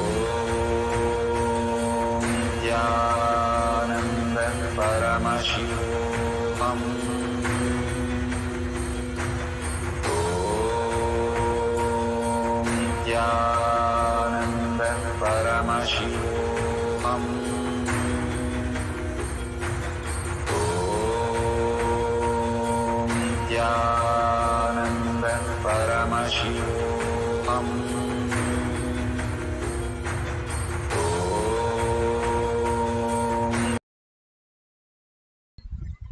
Slowly, very slowly, open your eyes. Whatever Paramashiva has shown, please go ahead and share all the deeper truth with the tinyurl.com/power-manifestation. The link is given under Bhagwan's picture. You can see that and you can share it in that with the hashtag Paramashivoham Shakshi Pramana, hashtag power-manifestation, hashtag KAILASA, hashtag Nithyananda. Again and again, when you enrich and cause, you're causing your own self to the deeper reality. So don't forget to cause all this great truth in Kailash Kotyad Manifesting Power Group. With that, let's surrender all this powerful cognition, power manifestation at Bhagwan's lotus feet in deep gratitude, thanking Bhagwan for all the gifts from Kailasha for each one of us. With that, thanking all of you also being here, manifesting the powers of Paramashiva, following the Guru Vak as life, the Charya Pada, simple integrity and simple obedience. And with that, let's now end with the Purna Mantra. Let's sit straight with the head, neck and spine in a straight line. Bring Paramashiva to your third eye. Chant the Mahavakya, holding the powerful cognition. Paramashiva is real in my thought, word and action. Seeing everyone, everything as Paramashiva continuously as our reality. Now let's chant the Purna Mantra. Om Purnamada Purnamidam Purna Purnamudashyate Purnasya Purnamataya Purnamevavashishyate. Om Shanti Shanti Shanti. Hari Om Tat Sat Sarvam Bhagavate Sri Nithyananda Paramashivam Padukarpanamastu. Om Nithyanandam. Thank you so much. The next session will be at 6 p.m. IST. You can join in through e-Kailasha, e-Citizen. Thank you. Nithyanandam.